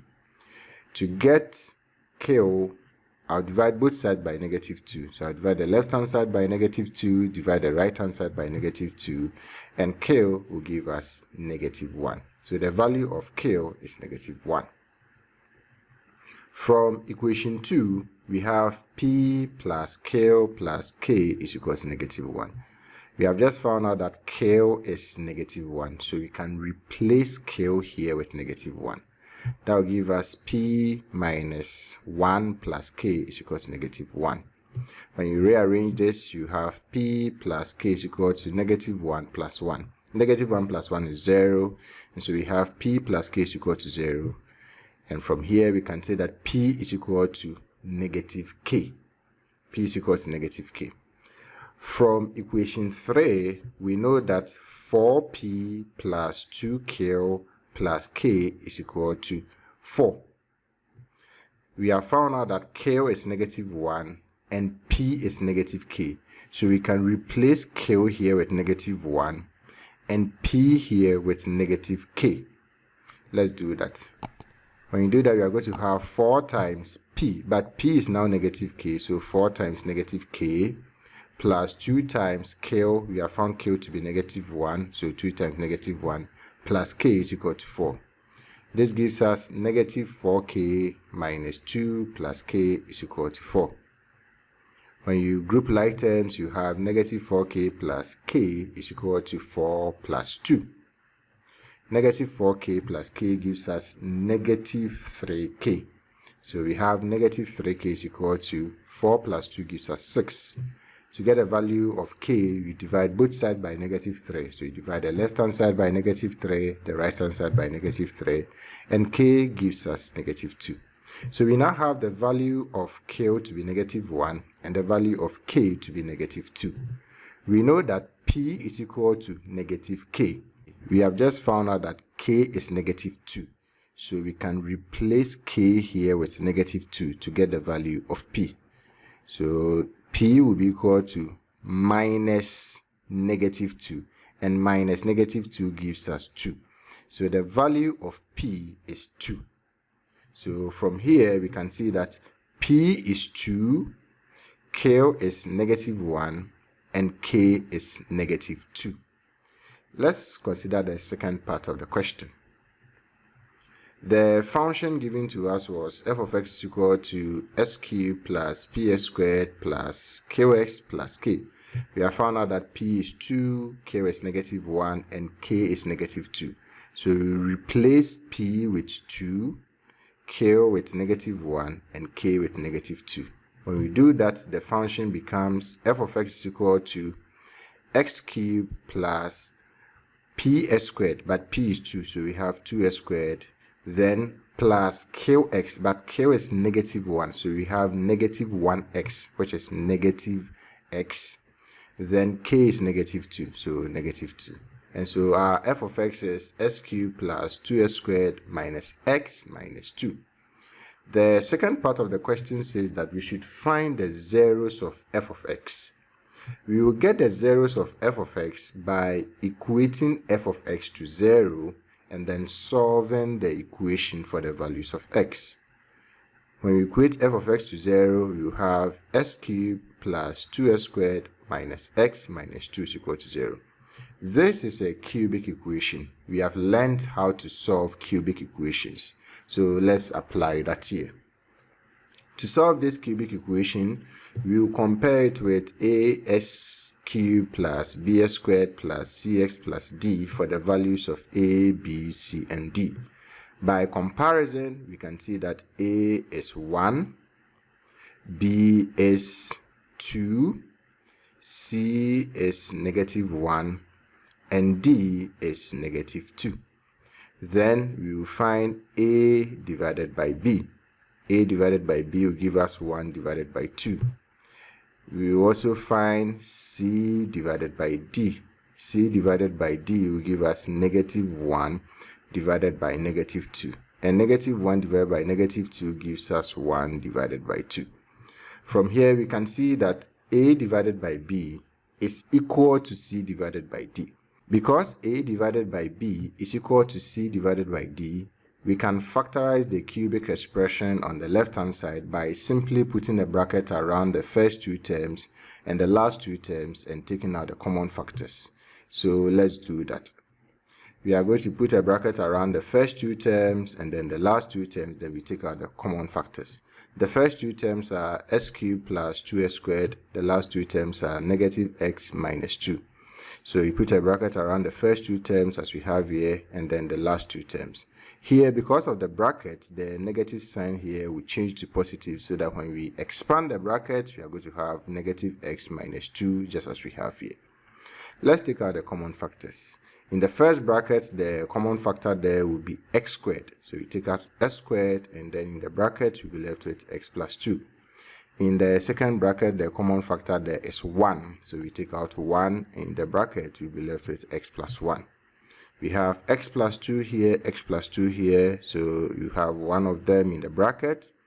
Then in the other bracket, you have x squared minus 1. So the equation is now x plus 2 times s squared minus 1 is equal to 0. Remember that x squared minus 1 is a difference of two squares. From algebra, we learned that x squared minus 1 can also be written as x squared minus 1 squared. And this can be factorized as x minus 1 times x plus 1. So here x squared minus 1 will be x minus 1, x plus 1.